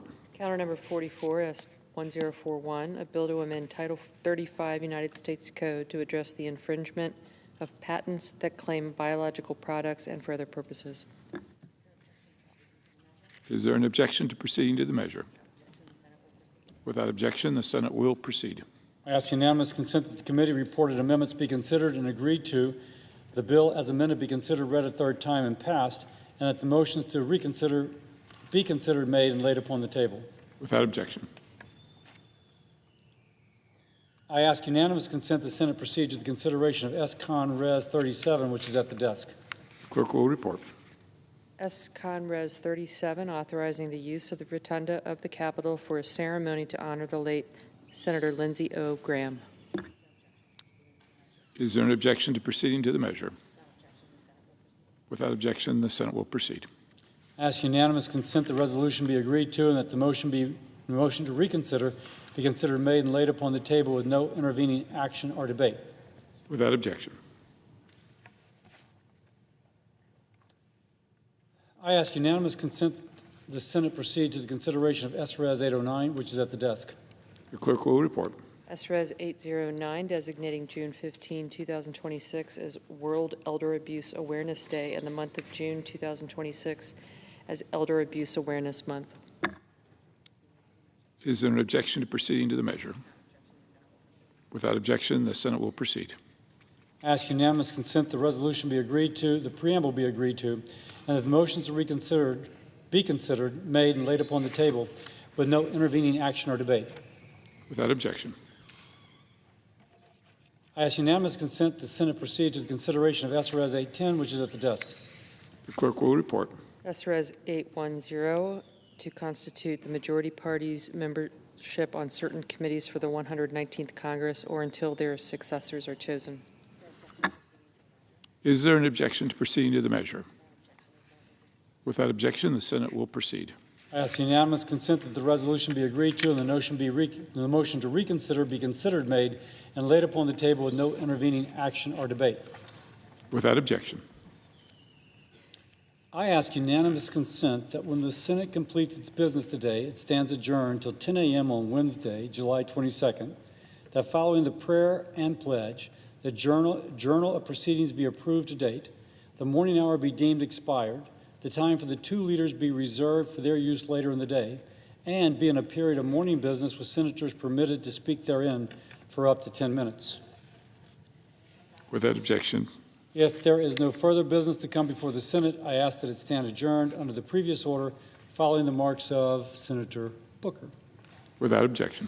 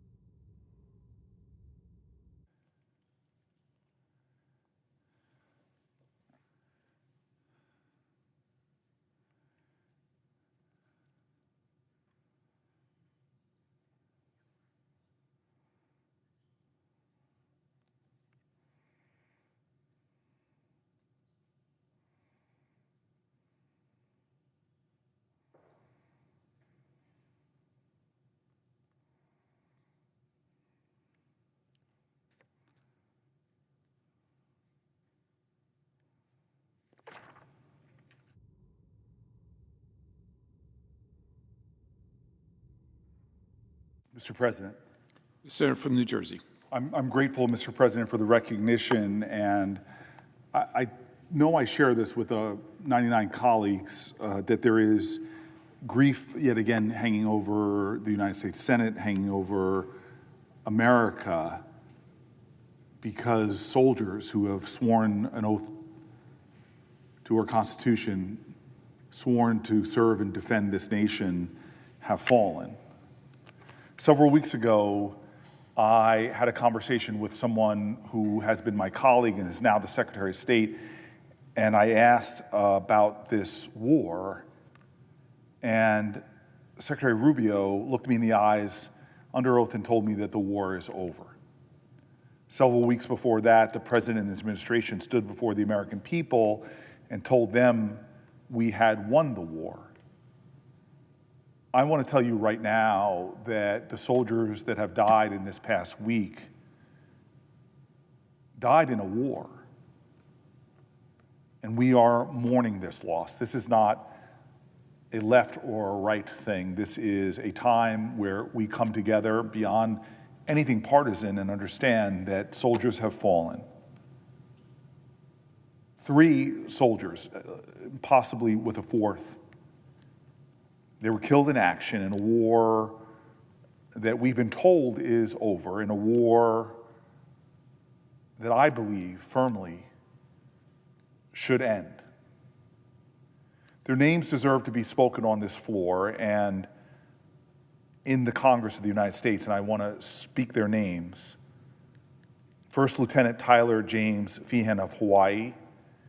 He was 25 years old. Private Isabel Gonzalez of Texas. She was 19 years old. Sergeant Michael Emmanuel Swinton of North Carolina, killed at Erbil Air Base in northern Iraq, 30 years old. 19, 25, and 30. My prayers are with their families. I can't even begin to imagine the grief. As it stands today, 17 American service members have paid the ultimate price for this war. 17 Americans, 17 families who won't sit for a meal with their loved ones, 17 lives that a nation cannot get back, no matter how many times we say it, the pain still lasts. And 17 reasons I believe the American people and the men and women who wear this country's uniform are owed more from us. We know in this body that every single day, and we're privy to information that every single day we go into classified settings and hear about the fact that every single day there are Americans standing up for our country in dangerous places doing dangerous things. It is one of the more sobering parts of this job to know that I bear a responsibility, along with my 99 colleagues, for those men and women who step forward, swear their oath, put on their uniform, and go all over the globe for us, under their commander-in-chief, the President of the United States. Now, the idea behind our democracy is that they don't go at the orders of their commanders, but they go to represent a country that has a form of government, a republic that is a nation of laws. They swear an oath to the Constitution, and we too swear that same oath. We stand right there in the well of the Senate, raise our hands, and we swear an oath. There's no measure of courage to do this job. Rarely have I seen senators face real imminent danger, and the truth of the matter is the courage evidenced by men and women in a uniform should serve as an inspiration to us that maybe we are not putting ourselves at the physical test that they are, but we too have to make a decision to honor their courage with our moral courage. This week we learned, to my surprise and frankly inciting my anger, that the Pentagon severely undercounted the number of service members that were injured. We were told that over 400 service members had been injured since February 28th. Now we're learning that in the last 2 weeks alone, more than 100 more American service members have been injured in spiraling strikes between the United States and Iran. Some have been seriously injured, and some have already been back at work, many of them back in harm's way. I fear that we are seeing a pattern. The administration has not told Congress or the American people the truth about the cost of this war, nor the cost to our men and women who put on the uniform, not the cost to the military families who have family members in harm's way, or the 17 families who will not have family members coming home. And now we're listening to the Congress of the United States in both chambers. We've seen votes in majorities in both chambers to end this war, but instead of listening to that will, instead of listening to the American people in a war that is immensely unpopular, we seem to repeating over and over again what I believe is an unjust continuation of a war that is not upheld or supported by the law of our land or the Constitution we swore an oath to. This brings to me the urgency of this moment. And the death of more American soldiers highlights what we are doing here. History is looking at us in this moment. As right now, as we speak, there are people in harm's way. History is looking at us in this moment. How will our moral courage stand aside those courageous people who are representing our country? My heart is heavy, my spirit grieves, and I know I'm not alone. When deaths like this happen, we shouldn't just go on like this is normal. When people die in service of our country, in combat, we shouldn't treat it like another day here in America. It is not. So how do we express our commitment to country? How can it lie in congruency with theirs? How can we honor them in this body beyond condolences, thoughts, and prayers? I believe what the call of this body is in this moment, in the shadow of their immense brilliance, that we have an obligation to honor them, not with words, but in how we give the best measure of our devotion to the laws of our land. I find it unconscionable that the stakes are so high in this country, where we are spending tens of billions of dollars that factually could be going to our schools. Tens of billions of dollars could be going to our health care. Tens of billions of dollars that could be paying down our national debt. Tens of billions of dollars that don't just come out of nowhere, but they come from hardworking taxpayers who pay their taxes into a system that they put faith and trust in. And what's happening with this money that we're expending for bombs and missiles and planes and personnel? What's happening as we expend this money? Well, what is apparent to me is what is not happening. You see, our founders understood the nature of war, and they understood,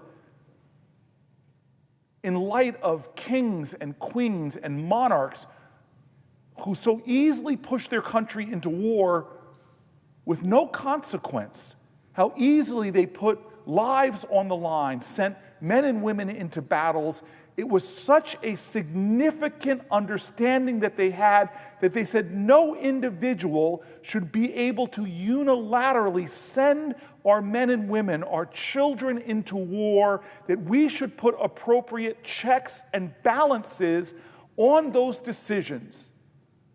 Our founders knew the consequence of war, the burden of war. They knew the hell of war.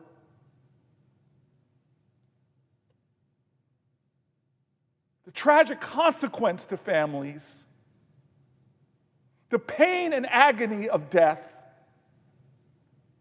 And they knew that those decisions should not be made by an individual who might be overcome with some kind of ill-conceived notions and draw our country into war where we give the best of who we are. The best of America is not our wealth, it is the young men and women who hold the hope of America. And so the Constitution is clear. Do not let one person drag our nation into war. They took that power and placed it not with an executive, they placed that power with this body, with Congress, so that there would be debate and discussion, so that there would be arguments into the night, so that people would understand with the gravity of such a commitment that we would make sure that the will of the people would be the first decision makers for a war. And that any president that was conducting the war would not conduct it above accountability, but would have checks and balance. That's the Constitution of the United States. Those imperfect geniuses understood that in moments like this, when our nation is at war, where men and women are coming home not alive but in body bags, that we should honor them by making sure that the will of our nation was behind that war. And here we are since the end of February, month after month. Soldiers injured by the hundreds, lives lost. And the question is, what are we doing in this body? Have we granted the authority to the executive to go to war? No, we haven't. Have we exercised our constitutional authority? No, we haven't. Have we debated this war and had to make a decision by voting yes or no to allow the president to conduct this war? We have not. We have men and women who are fighting to defend our nation's laws and constitution, and here we're not living up to it. To me, that is a living shame that men and women are risking their lives for the Constitution we serve, and we can't even live up to the roles that we are to play within that constitutional republic. What does it say? That men and women are dying for this country, and we are not even living up to its laws. That men and women are paying the ultimate sacrifice for our nation, and we can't even stand up and do the specific duties spelled out by our country. All 100 of us grieve these losses. No one should say any different. I know my colleagues. There's not a person here that doesn't anguish over the loss, but that is not enough in this moment. That is inadequate when it comes to honoring these men and women. What this moment calls for is more than thoughts and prayers, more than the hurt and the grief. It calls for us to do our job. We owe it to them. We owe them truth. We owe them accountability. We owe them checks and balances. We owe them transparency. We owe them a government that lives up to its obligations. They gave the best measure of their devotion to the nation they loved. And their love was not mere words or symbols or salutes. Their words alone did not show their sacrifice. They understood to love your nation is to stand up and work for her, sacrifice for her, risk for her. It is time for this body, the United States Senate, to honor those men and women by giving our best measure of devotion to our Constitution. This body must end this unconstitutional and unjust war. And if they are unwilling to do so, they should hold the vote whether we authorize this war. It has not been done yet. How many more men and women will die before we do our job, rein in this executive, hold him accountable, and bring an end to a war that our nation does not want to be in?